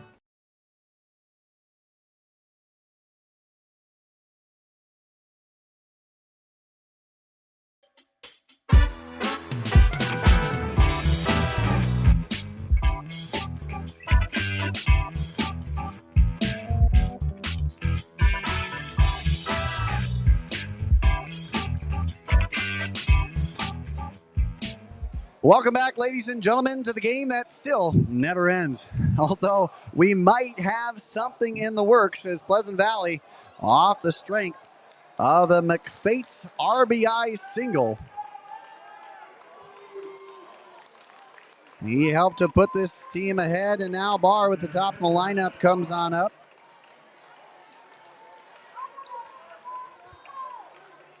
Boy, talk about the song that never ends, referencing several movies. This is the game that has gone on past Major League length here, as now we get a new pitcher into the mix to talk to you about, and Sully Weimer, the junior, with 31 innings under his belt. Team's hitting 171 against him through a 1.81 ERA on the year. He's only given up 8 earned runs, 34 strikeouts. And right now, a 1-0 count to the leadoff or top of the lineup man. And here's the pitch. This one gets set out to center field, but shallow. Coming on in is Chamberlain, and he'll capture the out for out number 3. But not before yet again, say it with me, there is a 1-run lead here for Pleasant Valley heading into the bottom half of the inning. And we'll turn over to the 10th, and when we do, in the bottom half of it, It'll be Stoos, Ashcraft, and Jepson. Boy, we get Jepson back when we return. You're on the IA Baseball Network. When it comes to protecting your home, you need more than just a contractor. You need a team that you can trust. And at IA Sports, we trust Lion Exteriors. They deliver expert roofing, siding, and exterior solutions built to last, because your home deserves the best. With quality craftsmanship, honest service, and stress-free process from start to finish, they make upgrading your home simple and reliable. Whether it's storm damage, a full roof replacement, or a fresh new look, Lion Exteriors has you covered. Contact Noah today or visit lion-exteriors.com and tell them IA Sports sent you to schedule your free inspection. Lion Exteriors, protecting your kingdom.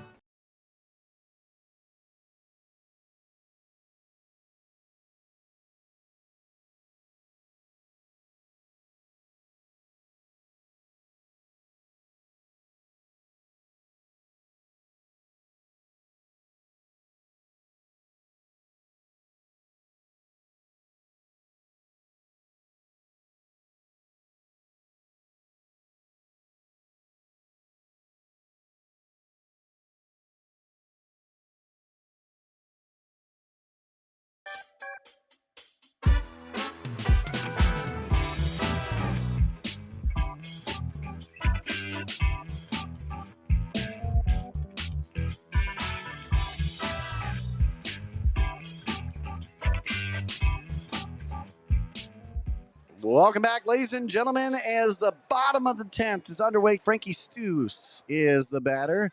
A 1-0 swung through, and we've got a 1-1 count here. Go ahead and give you what has happened so far. And, boy, we had to extend our inning count here. And, boy, what a look that has been back and forth, back and forth. It has gone. It has been a 5-4 mark.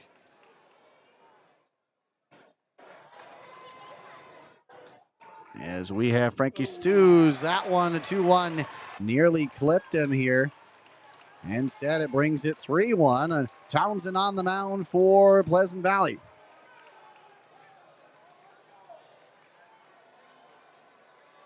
And now with the windup to throw, that one sent foul out of play. One fan tried to attempt that. Wow, that was pretty fun to watch. But he didn't, he kind of pulled back, and I think that was a good thing. That one had some spin on it. Anyway, 3-2 is the count. The leadoff man here in Frankie Stoos the pitch. And that one looked to be as dead center as you could get. I think it just froze him. Boy, I think it just froze him. He was looking for something else because that looked like a juicy watermelon from up here. That would be, unfortunately, Stu's 4th strikeout of the day. And now we go ahead and bring up Quentin Ashcraft to the plate, who takes strike 1. And actually, no, Weimer is the batter here. Ashcraft ends his day with an 0-for-4 mark. Grounded out to second base 3 times. And now a 1-1 count here. Townsend trying to seal the deal for Pleasant Valley. Here's the pitch. A check swing. They're going to say yes, he did go. Cal Jepson is on deck. And we'll see what happens here out of the number 9 spot. The pitch. That one sailing high on him, brings it even to at 2-2.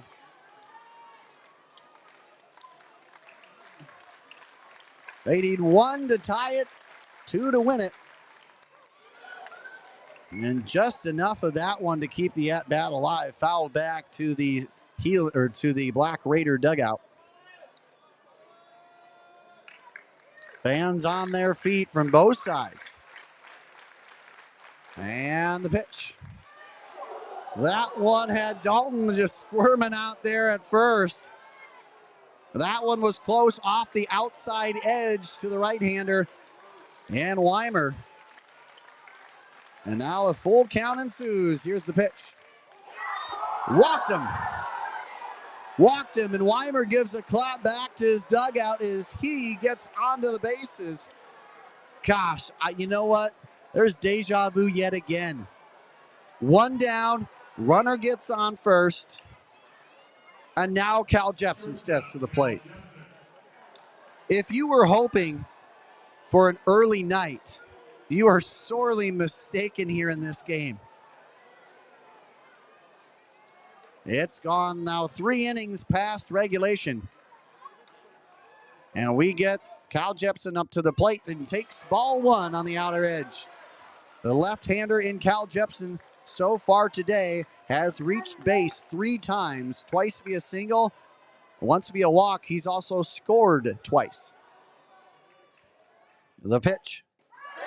That one belt high in the zone. Freezes him just a bit for strike 1. Now, of course, got to be careful out there on the base pass. You are a hot commodity right now, as you are the representative, as Weimer's the representative for a tie ball game. Again, Cal Jepson won't be done playing baseball after this year. He's headed to Western Kentucky following his time. He's going to join up with former Iowa Western Reaver head coach, as that one sails eye level. And Coach Raridan is the coach here for Western Kentucky.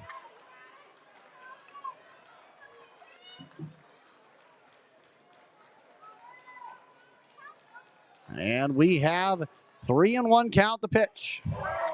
That was one that I don't know if he was just waiting for it. That one seemed to get over there. Then again, that's why I'm up here calling the action. And they're down there playing it. The full count here to Cal Jepson, the pitch. And he got him looking. He got him looking. Cal Jepson didn't get the bat off his shoulders, and he is set down on strikes. Boy, if there was anything that spelled potential trouble for the Black Raiders season, Cal Jepson getting a strikeout certainly doesn't do good. That's the second strikeout for Townsend in the inning. And now Sioux City East down to their final out. Looking to extend it with Kason Claiborne. He fouls that one back. Strike 1. Pleasant Valley looking for their first state title trip since 21. And that was the year they obliterated Johnston 14-6 to win their first ever baseball title. And they're looking for a chance at another here. They got one more out to work with. And that one gets in the strike, and we have 2 strikes. Sioux City East down to their final strike in the 2026 season.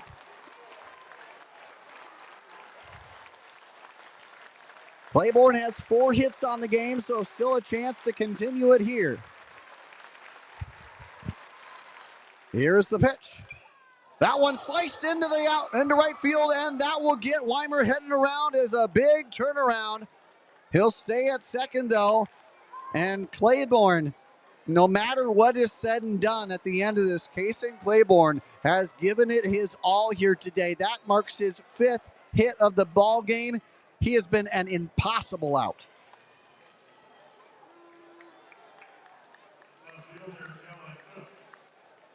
And now Callan Cook also 3 hits for him on the day. Boy, if he pokes one into the left center field gap, we got a tie ball game for sure. He takes ball 1. Just as a reminder, the second game should have started 49 minutes ago.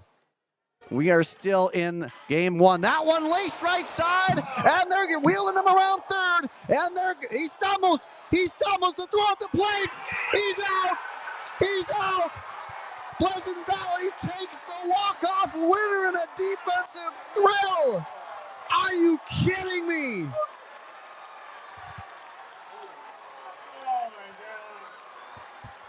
And all Sioux City can do is sit there. They watched their 41-win season come to a close. And there's even more jawing happening.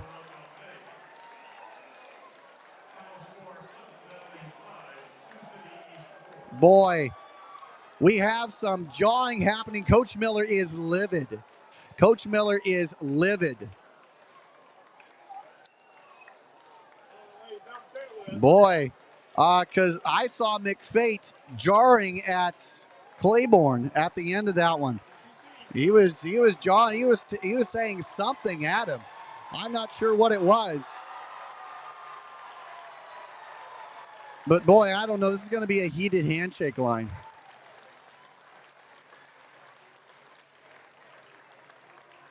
Boy, I don't know.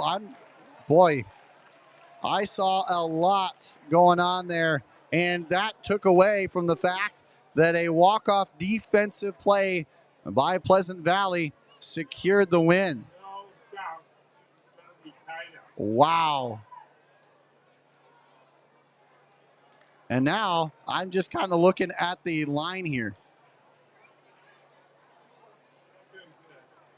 McFate's getting a handshake from everybody so far. Now he's coming up. Claiborne does the big thing, gives him a handshake there. But what a game this has been.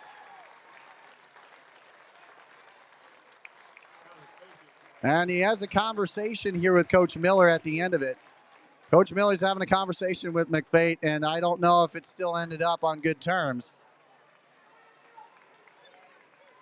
As McFate's walking around, he looked like he was a little bit upset by that. Anyway, however you dice this up, the drama at the end does not take away from the fact that for the first time since 2021, it's a state title trip here for Pleasant Valley, as they will now head off and they will play one more game here in 2026. Wow. What an absolute game. But ladies and gentlemen, that was fun to call.